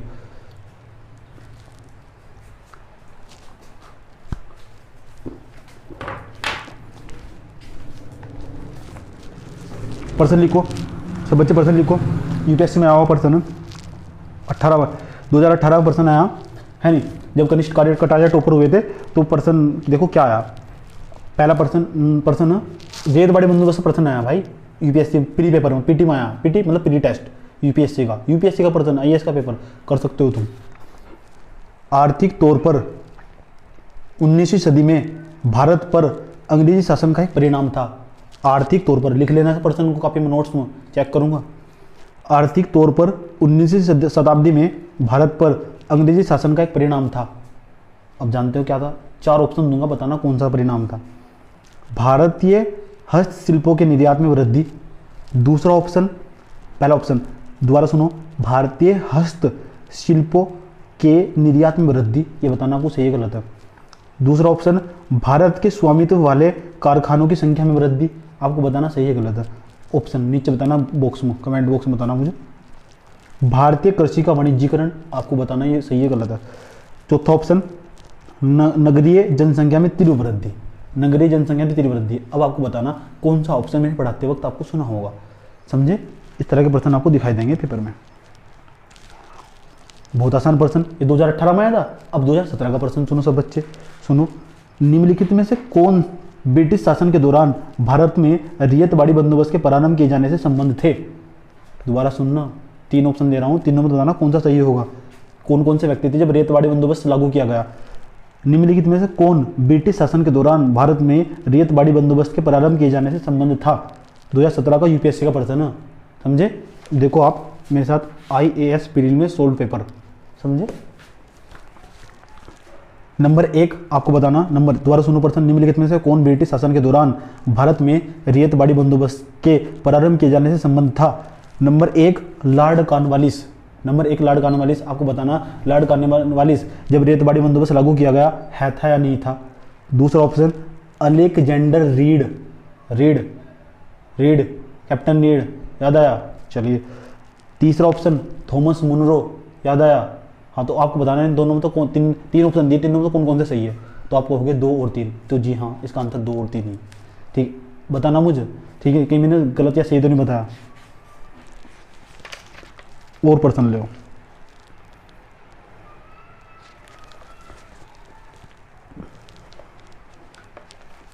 ओ प्रश्न, रियायतवाड़ी बंदोबस्त या 2012 में रियायतवाड़ी बंदोबस्त के संदर्भ में निम्नलिखित कथनों पर विचार कीजिए। रियायतवाड़ी बंदोबस्त के संदर्भ में निम्नलिखित कथनों पर विचार, मैंने कहा था नहीं बेटे, यूपीएससी का और यूपीपीसीएस का है नहीं, और जो पीसीएस के जितने भी एग्जाम होंगे सबका फेवरेट टॉपिक है, इसलिए मैंने जितना हो सका ना इस पर डेप्थ तरीके से बात करी। मैं चाहता था और भी डेप्थ तरीके से बात करता था, लेकिन वो हिस्ट्री ऑप्शनल हो जाता, लेकिन एक जीएस के लिहाज से इतना तो पता होना जरूरी है जितना मैंने बताया। चलिए अगला प्रश्न 2012 का प्रश्न लिख देना, यूपीएससी आईएएस 2012 का प्रश्न, ठीक है? और मैप सहित सब नोट्स बहुत साफ तरीके से, 4 घंटे लग जाए कोई दिक्कत नहीं है, हिस्ट्री को 4 घंटे, समझे?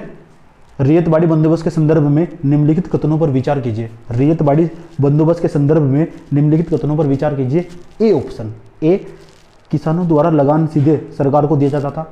आपको बताना कि जो रियायतवाड़ी बंदोबस्त था उसमें जो लगान था, लगान किसानों को दिया जाता था सीधा, किसानों जो हमारे किसानों द्वारा लगान सीधे सरकार को दिया जाता था। आप बताओ, सरकार मतलब ईस्ट इंडिया कंपनी को दिया जाता था? आप कहोगे हाँ, मुझे नहीं पता क्या होगा। दूसरा स्टेटमेंट आपको बताना, सरकार रैयत को पट्टे देती थी। रैयत का मतलब वो किसान है, सरकार किसानों को पट्टे देती थी। आपको बताना देती हो नहीं देती, मुझे नहीं पता। नंबर 3, कर लगाने के पूर्व भूमि का सर्वेक्षण और मूल्यांकन और मानचित्रण किया जाता था। मानचित्रण नहीं, कर लगाने के पूर्व भूमि का सर्वेक्षण और मूल्य निर्धारण किया जाता था। आपको बताना है तीनों में तो कौन सा सही होगा। चलिए, इस तरह हमारा आज का एपिसोड बच्चों समाप्त हुआ। लेक्चर काफ़ी लंबा हुआ, बड़ी मेहनत करनी पड़ी आपके साथ। बहुत बहुत धन्यवाद आप सभी बच्चों का, ठीक है? आप तो मुझे जुड़े रहने का मौका मिल रहा है। मैं आपको अपने आप को सौभाग्यशाली समझता हूँ, इतने अच्छे बच्चे मिल रहे मुझे जो पढ़ रहे होंगे घर बैठ कर। अगर नहीं पढ़ रहे तो पढ़ लेना प्लीज़, ठीक है? नहीं, वीडियो को लेट नहीं, वीडियो को डेली का डेली देखिए, ठीक है?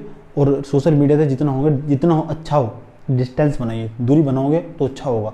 सोशल मीडिया और निगेटिव लोग, इनसे जितना दूर रहोगे ना, इतनी जिंदगी कुशल और समग्र बन जाएगी, समझे? तो बच्चों, आज हमने आपको सब्जेक्टिव, ऑब्जेक्टिव, पिछले विगत प्रश्न में आए हुए प्रश्न पत्र और टॉपिक को गहन तरीके से अध्ययन करना, रणनीति क्या होगी, किस तरह पढ़ना होगा, किस तरह पढ़ते हैं, दो की आपको अब वीडियो इतने ही लॉन्ग मिलेंगे और आपको लगातार मेरे साथ 1 से 1.5-2 घंटा पढ़ना हो। सिलेबस ही ऐसा है, अगर आप इस तरह पढ़ेंगे तो ही समझ पाएंगे, अन्यथा आपका पढ़ना फिजूल है। थैंक यू वेरी मच, धन्यवाद।